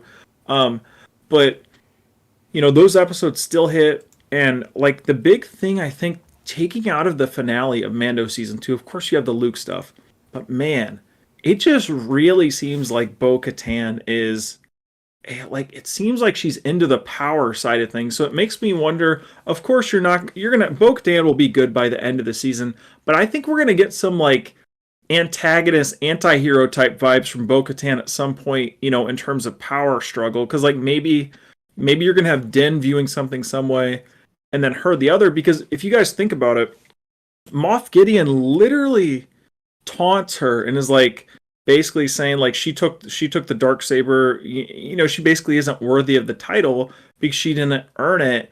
And then now Din Djarin has it after he beat Gideon and all this stuff. So it just makes you wonder, like the way, especially Katie Sackhoff's acting, like she's just like staring Din down, staring Gideon down, all this stuff, and it just makes you really wonder, like, are we gonna get a Bo-Katan versus Din Djarin kind of like?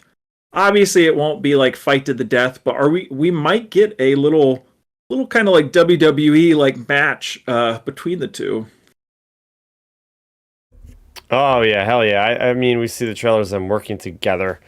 I think it's going to be a red herring. I think she's going to end up just coming to grips with, okay, this is how it is. We're going to just try to get you in a position to be a ruler eventually, and then Armor's going to play into that factor. Let's talk about the little green guy. What do we think is happening with Grogu? Do you think, first off, do you guys think he'll develop any new Force abilities, whether it be abilities for himself or abilities we just never even seen a Jedi do? Because remember, season 1, we seen him heal somebody, and that was like a week before Rise of Skywalker, which also showed us Rey healing somebody. So do you think there's a possibility, Milton, that he could develop powers we know of, or new powers? Yeah, I mean his power. Look, he's been working with Luke for how long? We don't know that Mm-hmm. time frame, but I'm sure some of his memories were unlocked during that time with Luke, and I'm sure Mm-hmm. Luke taught him some things. So it's very possible that we'll see some new powers. Overall, my prediction with that particular character, I really don't know. I mean, unless he goes through a growth spurt or like he just starts talking. Because I'll be honest with you, like I kind of want to see that character evolve, whether it's he starts talking or he's just start being more integral to the story. He always has been, but I mean, like I need him to do something more tangible, except for just being cute and funny. Like, he's a great character that way. Don't get me wrong, like that's what we fell in love with. But I need to hear him like say some words. You know what I'm saying? Like if we go another season where he's just being cuckoo and cute and sometimes using the force, that's great and all, but then I'm like, all right, we need some stakes for this character. Let's try to change him up a little bit because I don't want him to get stale. Oh yeah, Yeah. I agree. Like I think his character, they'll definitely progress it in some way, whether it be potentially talking.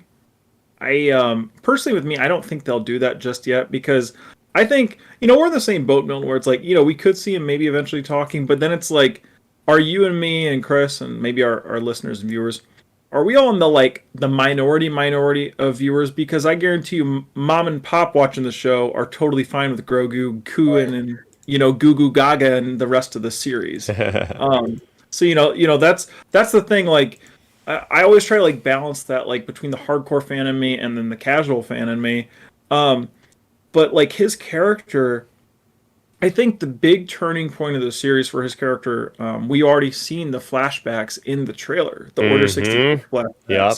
I think that's going to be the big turning point for Grogu. And it makes me wonder as well, like, what's going to trigger those flashbacks? Because we've seen those flashbacks get triggered when Ahsoka was around. We obviously know, like, she talks about, he like disappeared after all that stuff and his like mind went dark. So it just makes you wonder what happened with him. Did I don't even know. Like, you have so many potential realms they could take with his character. I mean, heck, guys, like, if you think about it, we could potentially see Grogu touch the dark side a little bit this season, because after my whole rewatch of Mando, I didn't even think about it, but until I started rewatching both seasons. Think about this: when you have the whole crew getting ready to go do like the prison break thing, in season one, like you have in season two, well, you have like Bill Burr's character, you have like Cara Dune, all these guys like in the ship, and like Grogu to like protect Din, like when he uses the Force on Cara, like he Force chokes Cara Dune, like, so you have these things, like little signs Grogu could potentially like touch the dark side a little bit, because he is still a youngling. So it just makes me wonder if we're gonna have him, like, after we get this Order 66 flashback, is he going to touch the dark side just a little bit?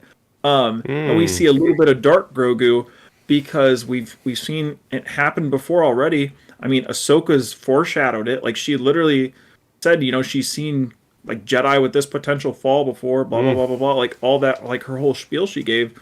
So it makes me wonder if we're going to have him touch the dark side a little bit. Maybe, I don't know, maybe he hurt someone on accident, and maybe it's like a life lesson with Din and him or something.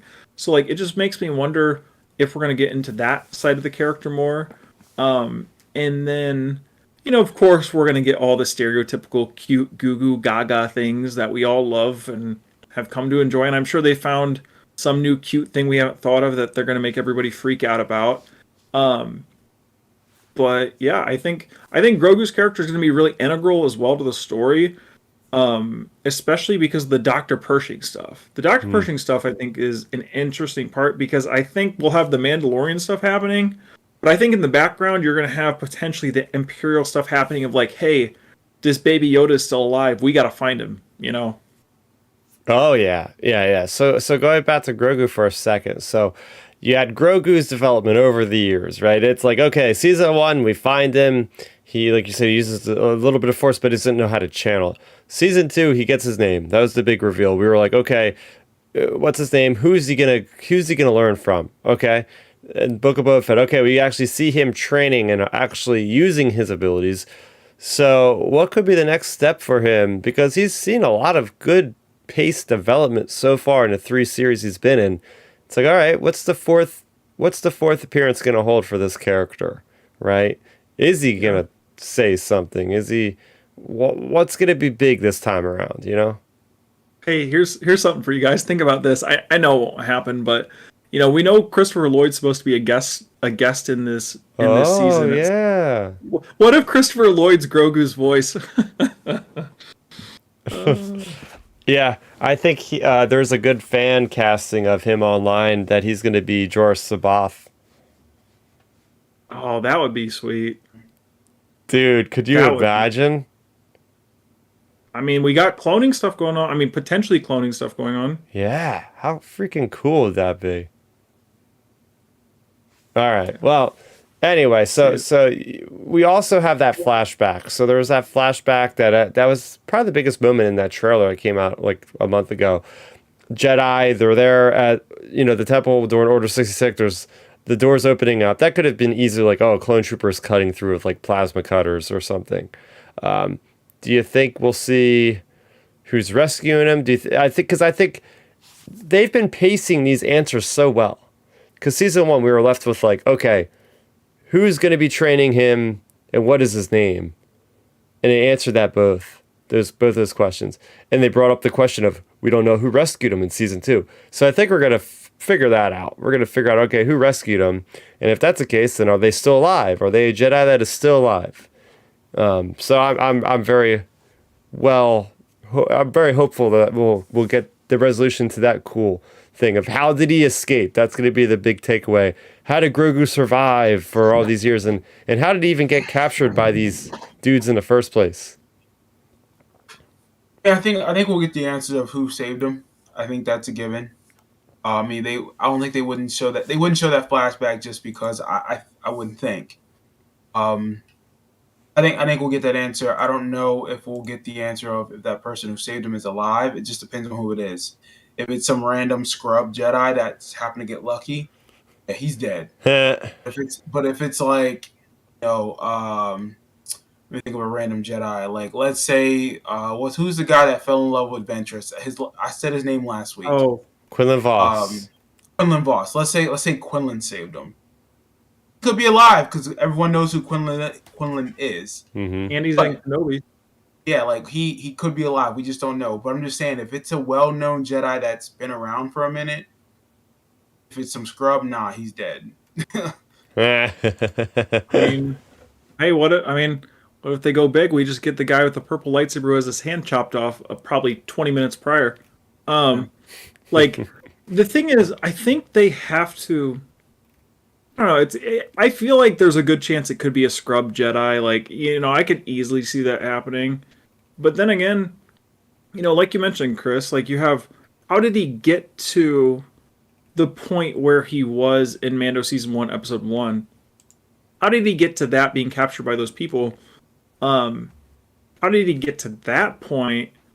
Also, it makes you wonder even as well, what if he was placed there? Like, think about it like a Ray Jakku situation. What if he was purposely given to these people knowing he would be hidden, blah, blah, blah, that sort of thing. Like, maybe he was purposely given to them.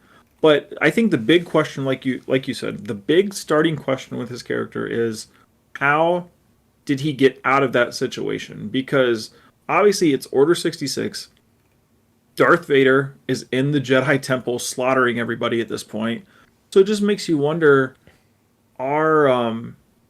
is it going to be that point? And then also, my thing, I was thinking about it, and I'm just thinking about it now, it makes me wonder, what if they kind of do like pull a Clone Wars season 7 type deal where it's like, you're seeing something from a different angle type situation? What if some of those Jedi are the Jedi we see Anakin killing on the hologram recording with Obi-Wan? Yeah. I wonder if they could do something like that, because Dave obviously knows how to work around stuff like that because he did it with Clone Wars.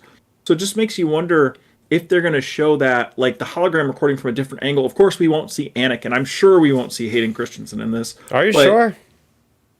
I don't know. I mean, if they do, Dude. He is around. That is actually a good point. Obi-Wan and Mando season 3 filmed like on the same stage in the same place. I don't think it's that hard for be like, hey, Hayden, can you like stay overtime for an hour? We'll pay you handsomely to just be in this one shot. Okay, here you go. That is okay. That's actually a very good point. It's like maybe we get that, like, because, like, I don't know. At the end of the day, I just want to know how he got out. How did he escape that whole situation with all these seriously Darth Vader? Like, I just want to know. I know we're probably gonna get. It's probably gonna be some dumb answer. He fell out of a window onto a speeder and it flew away. Like, I don't know. But, I could see it being something as simple as that. But I don't know. I mean, hey, I saw someone tweet and I was like, hey, this is hilarious. What if we get Anakin going through slaughter and he slaughters these Jedi and he just sees how cute Grogu is, so he leaves him. But I don't know. It's going to be interesting to see how they answer that question. That's for sure. And like I said, how it triggers. Is it going to be them being where the Jedi Temple ruins are, potentially on Coruscant? Is it going to be Grogu touching an artifact? Is it going to be? I mean, we haven't heard. Are we going to be in a situation like Mando season 2 where we get these surprise guest appearances like Luke? That was a total shocker. Are we going to get a situation where they slipped in a surprise another guest appearance of Rosario? Like, is she going to pop back up and trigger Grogu's memories for some reason? Because, like, it just really makes you think. Are they going to do that? Because we know these shows are taking place around the same time. It's just a matter of if they pop in these characters a little more. What's really neat, and it's kind of can go hand in hand with the storytelling of a Jedi that kind of lives through Order 66. So in Jedi Fallen Order, you're playing as Cal Kestis, and Cal Kestis survives Order 66. He's like 12 or something at the time, and then you fast forward 5 years, and he's working on Bracca as like a deconstruction worker, or just, dismantling ships. So he's had to force himself to kind of like lay dormant the Force abilities so he doesn't get found out. So the idea is the game, you're not like essentially leveling up from like a thematic perspective, but what you're doing is you're stumbling across situations that spark your memory of you training with your master, Topaz, Jopal Topaz, or whatever his name is.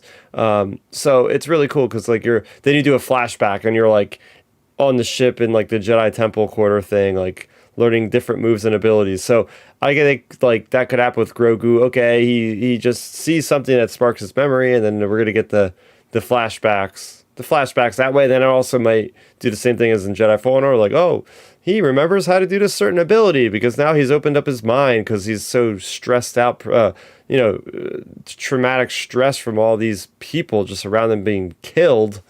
I could see something like that happening. Oh, for sure. I mean, you have something like that going on. And also, it just makes you wonder with his character, too.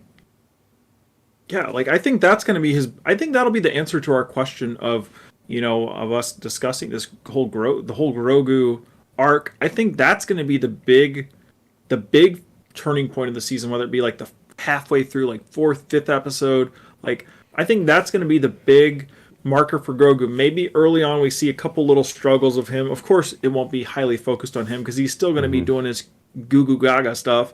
But then we'll get whatever's going to trigger that with his character. Then I think that's when we'll really see his character, like, kind of take that like thematic level up. I think it's going to be something along those lines.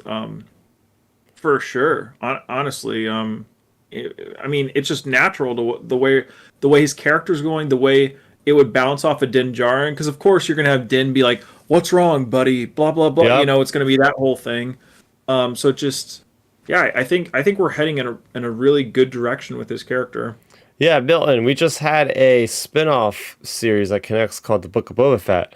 Now, there are a lot of characters introduced. We even had an end credit scene of Cobb Vanth being resuscitated in a back chamber. Do you think any of those characters might show up this time around in this season of Mando? Maybe. I mean, I don't know. Maybe I guess, but why would Koth want to be there for anything?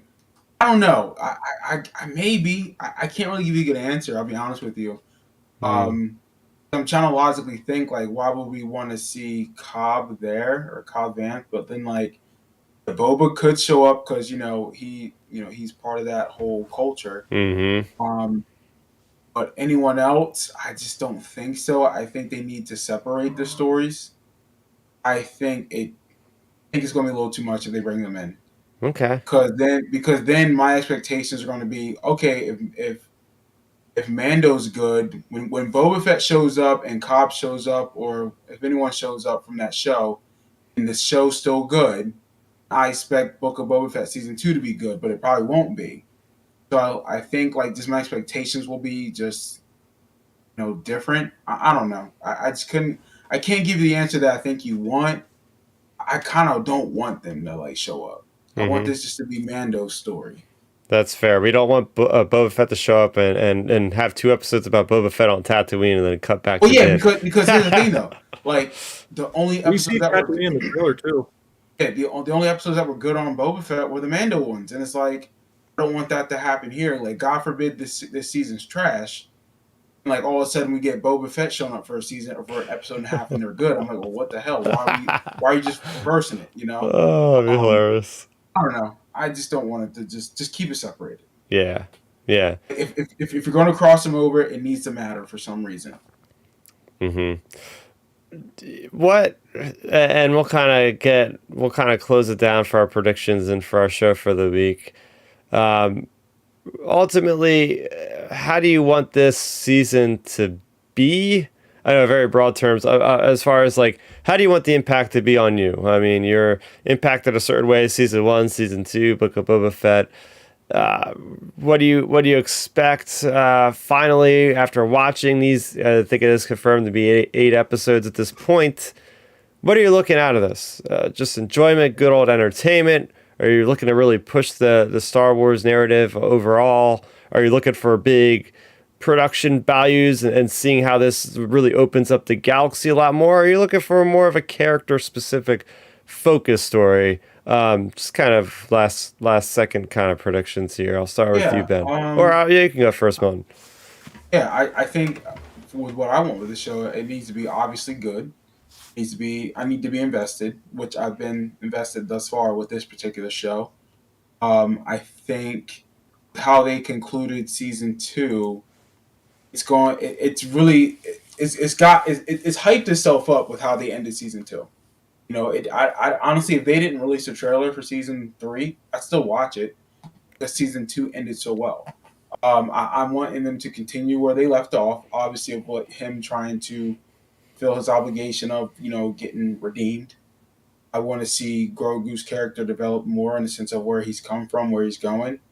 I want the characters to continue to be, pushed as we've gotten this far. And I want to see, more of the Mandalorian ways and culture and how that works and how that ties into the universe of Star Wars. Because we got to see that obviously in Clone Wars and a little bit, I guess. I don't know if we got it in Rebels at all, but in Clone Wars that really mattered. Mm-hmm. So yeah, I want to see how that is taken further to another level. So I just want this show to be good. I just don't want to have to be disappointed again with what we got with Boba Fett and obviously what we're getting with Bad Batch. I'm looking forward to season 3 very much. Obviously, I'm looking forward to Ahsoka when that comes out because I feel like these two shows are going to have a lot of tie into one another in a lot of ways too. So yeah. Ben? Yeah, I mean, those are really good points, Milton. I think for me, I can agree with a lot of those. Like, those are all things that I'm anticipating and hoping for as well. I think some of the big things for me, I have a few. So first of all, of course, you have all the things we mentioned, like the questions and like, the Grogu stuff, the Din stuff, the Bo-Katan stuff, the Mando culture stuff, all that sort of stuff. I think those are all important things. I think, though, the one thing that we haven't mentioned yet on this episode is in the trailer, Carson Teva mentions, there's more going on out here than what or whatever he says. So, like, obviously we're going to get more breadcrumbs to the greater Mandoverse plan. So, like, I really don't think this season is going to have a lot of... We're not going to really get the Thrawn stuff until we actually get Thrawn. Like, we got to wait till the Ahsoka show, basically. So, my thing is, I think we're going to get more of the breadcrumbs. We've seen Dr. Pershing.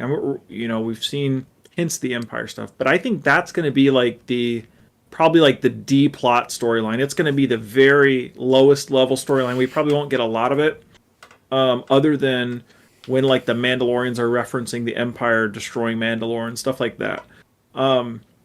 So I'm looking forward to seeing how that continues and pushes the more like the hints, the interesting factors that lead into the Ahsoka series and into the Mandoverse as a whole. I think that's a big broad brushstroke I'll be looking forward to see how they address that.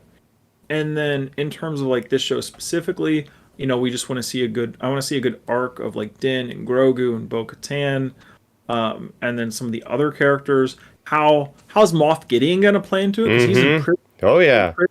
He's in prison as of Mando season 2 finale. So my thing is, there he was mentioned as going on trial, the Tribune or something like that. Yeah, so obviously he's gonna play a part in it. I mean, because Giancarlo Esposito's like been marketing like big time on this show, so of course he's gonna be in it.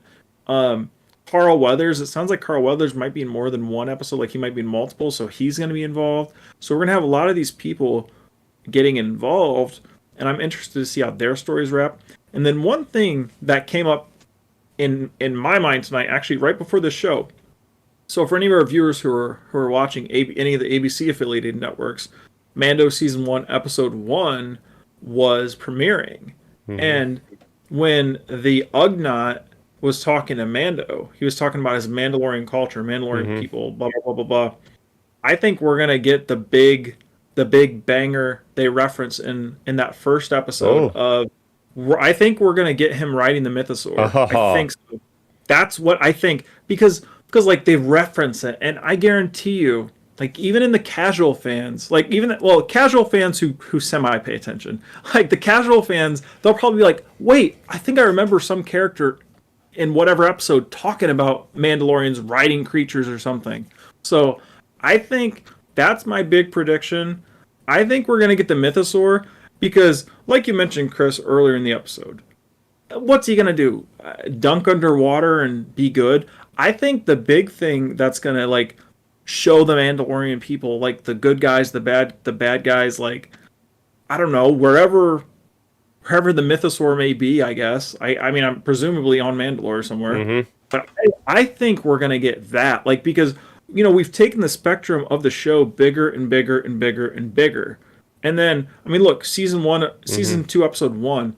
We have the Crate Dragon. Yeah. Like, they can create big creatures. So now, what's even bigger than that? The Mythosaur. So I think that's my big prediction for this season in terms of the direct storyline of Din. I think we're going to get him riding the Mythosaur. That's my big character prediction for Din. I really, really strongly believe. Like, I think I'd have to guess, like, I'm guessing like 70% chance of that happening. I think it's high. Yeah. Because how my thing is how else are you going to reunite the good guys and bad guys? Yeah, exactly. In the show? Because, like they have to look at him, whether it be in fear or in respect. Like they have to look at him in some way and be like, oh shit, this guy means business. He's riding this big dinosaur thing. Like I think that's going to be the big crux of the series. I mean, hell, potentially we might get that in like that might be like if there's eight episodes, maybe like the 7th or 8th episode. It may be the finale. Like that might be a big thing. But like I really could see us getting the Mythosaur. I really could.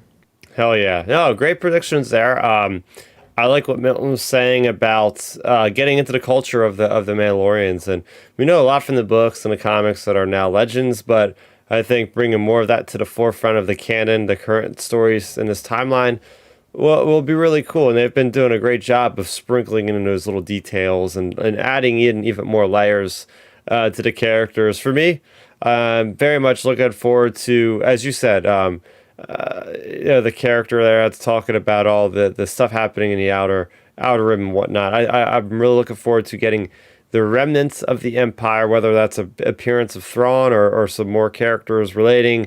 We're seeing that the Imperials definitely have a lot more hiding and waiting there, because we see in the first trailer you have, I think it's the Resurgent class Star Destroyer that was pulled from like the Dark Empire comics, which is pretty neat. Yeah, TIE Interceptors, so they're well funded. The Empire's out there, they're biding their time, and we're going to see them in a much bigger way. It definitely looks like it. And seeing Coruscant, I'm crazy about Coruscant, especially as it looks in the post Return of the Jedi era. I think that's going to be a lot of cool Prime stuff to talk about. Cloning, I'm very much looking to see what's going on with Dr. Pershing. We also seen some B1 battle droids in there at some point, so it's cool seeing maybe we'll get like the droid Gatra or something, or something there, fleshing things out. I do want to see, whether it be Boba Fett or Cobb Vanth, I do want to see a representation. It looks like they are going to Tatooine for some reason, or maybe it's just like, hey, Mando's leaving Tatooine, and this is like a longer shot that they didn't include in Book of Boba Fett. That could simply be the same thing there too. But yeah, I mean, I just want this to be good as well, Milton. I mean, this is something we've been waiting for since 2020, and this has to be good, because this is the tentpole franchise for Star Wars right now, and it's unanimous for most people.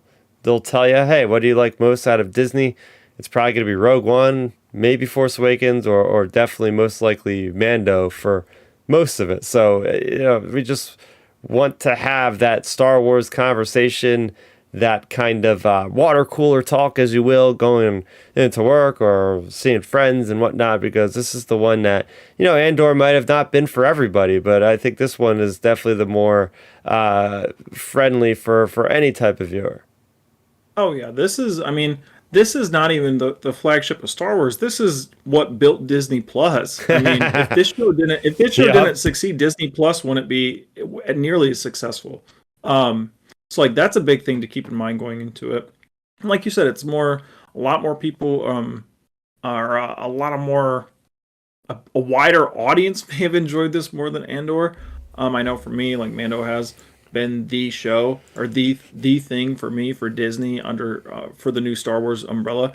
And then one thing to throw out there to you guys as we're closing up the podcast, what is your guys' okay, we talked about our like some of our big predictions and things. What are some of like bigger predictions? Like what's like a bold prediction? Like for me, just don't have to give any explanation for it. I think there's a chance we get a big surprise cameo. What if we get Thrawn introduced in this show? The end of the series, things are wrapping up, and the Empire, Dr. Pershing gets a little staticky, like Thrawn talking to him or something. Like I think there's a chance. It's like a 1% chance. Maybe we get a Thrawn appearance at the end. Oh yeah, I think it's probably like 80% chance, and like you said, they can have him in a hologram, so they're gonna reveal him, but they're not gonna really reveal him because you won't be able to like, actually see what he looks like with the blue skin, the red eyes, because it's gonna be in that like bluey hue of the hologram. So it's a brilliant way to be like, hey, people might not know who Thrawn is, but then they'll actually see who he is from a certain perspective. Like, okay, that guy, Well, think with Mando season 1. Boom, Darksaber. Mando season 2, boom, Luke. What are they going to do for Mando season 3? They keep stepping up their stuff for Mando. What's going to be the thing? Like, do you think that's a possibility, Milton, or do you think they just end off the finale kind of how they did with Book of Boba Fett with a big action sequence and call it a day? I think we'll get a reveal, but I wasn't thinking Thrawn. I'm going Palpatine. Oh, Snoke, yeah. Ooh, man. Because like the cloning, like it's a cryptic Palpatine. So because I can see with the cloning stuff, and was it season 2? Was that one point they were talking about? Yeah. I can see us getting inklings of cloning technology is how Palpatine's being manifested, or how he's being kept alive, and then obviously he's creating the puppet of Snoke. Yeah, because we know that the bodies of the Palpatine clones don't ever hold the spirit of all those Sith that embody Palpatine's spirit. So, yeah, that'd be cool. Just seeing like an even more grotesque version of the Palpatine that we've seen in Rise of Skywalker that's like half decayed, and you see an even like worse off body, and then it's like, oh yeah, here's Snoke, and here's the tanks of him in the background. Something like that would be pretty cool, because as before, Dark Nerdy Gonzo was like, hey, how much do you think we'll get before like the formation of the First Order in this? Well, that's a good shot. Maybe we'll get a reference to Rey Sloane is out there in the vanguard of the unknown regions, and she's dealing with some unseen enemy, as we heard from one of the books. I think it was like the Last Jedi novelization or something. They mentioned that in. So yeah, I would like to see that. I think it's a good perspective that a good chance we're gonna get that, because oh my gosh, I keep blanking on the character's name, which is why I'm vague about him. What's the character's name, Ben? That's the X-Wing pilot. Carson Teva. If it wasn't for him in the trailer, I'd say maybe they don't have to do that, but they're definitely heavily hinting at it. So yeah, if we want to hear from you guys in the chat or after the fact, you can message us on Twitter. And you could email us anything. Get your thoughts out there. What are your predictions for The Mandalorian season 3? It's going to be here in a couple days. It's going to be Mando season. We're going to be talking about Bad Batch and The Mandalorian next week. But for now, what are you guys going to be up to, Milton, this week? Just got plans with some friends. Just trying to relax. Had a heck of a week at work. So I'm just trying to get away a little bit, just relax this weekend, and just enjoy the weekend. Nothing wrong with that. What about you, Ben? Yeah, sounds like a good weekend there. That's pretty much what I'm going to be doing, just chilling most of the weekend. This week was a good training week. I started a new training split, training 5 days this week, and basically like I'm pretty tired from it, because like basically I'm doing like pretty much full body-esque workouts 5 days a week. Whoa. So it's definitely like me going from doing lifting 4 days a week, just doing upper lower to 5 days full body. It's definitely made me very tired. Yeah.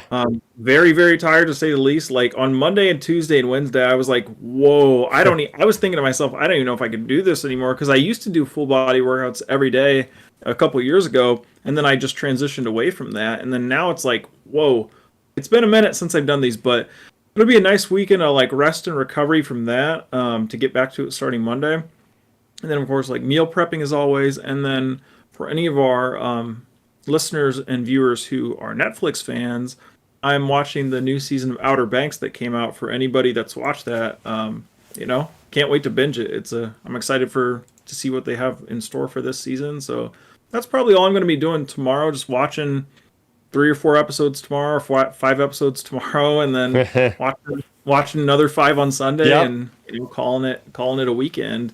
But yeah, you can find me doing all that stuff. Talking Outer Banks and Star Wars and fitness on Twitter at RealBenMaynard, and then me documenting all of my my new training that's going on Instagram. I'm posting pretty much every day on there at RealBenMaynard as well. How about you, Milton? I know you always post on Instagram too. Yeah, I just post like some of my workouts on Instagram. That's at Milton7Weber. On Twitter, I like to be funny on Twitter, so I'm just Milton Weber 7 on Twitter.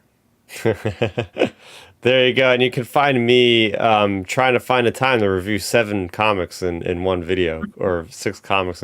It's crazy. Marvel, man. I don't know what they got going on over there, but they've been around for almost 100 years, and they still can't figure out distribution, I guess, because it's like 1 week they'll have 1 comic, and then next week there's literally 5 Marvel comics in 1 week, and then 1 Dark Horse comic. It's like, can you guys space these out a little bit? I mean, come on here. So yeah, I will be reviewing all those comics for next week.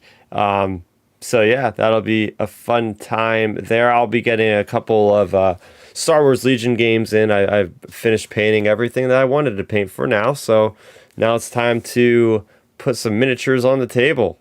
So I'm looking forward to that. It's been a few months since I've gotten together with the buddies at the local game shop over here in New Jersey. But anyway, you can follow the channel if you are listening. We go live on YouTube every Friday at 9 o'clock Eastern. That is youtube.com/Starrapter. And you can look us up on any podcast app for audio listening over at Outer Rim Transmission. You can search that and find us anywhere as well. So for Milton, for Ben, for Chris, aka Starrapter, that's going to do it for Outer Rim Transmission. This was number 97. We hope that you have a great week. Enjoy Mandalorian Season 3 premiere, everybody. We'll be back 1 week's time to talk and break it all down here. May the Force be with you, and transmission.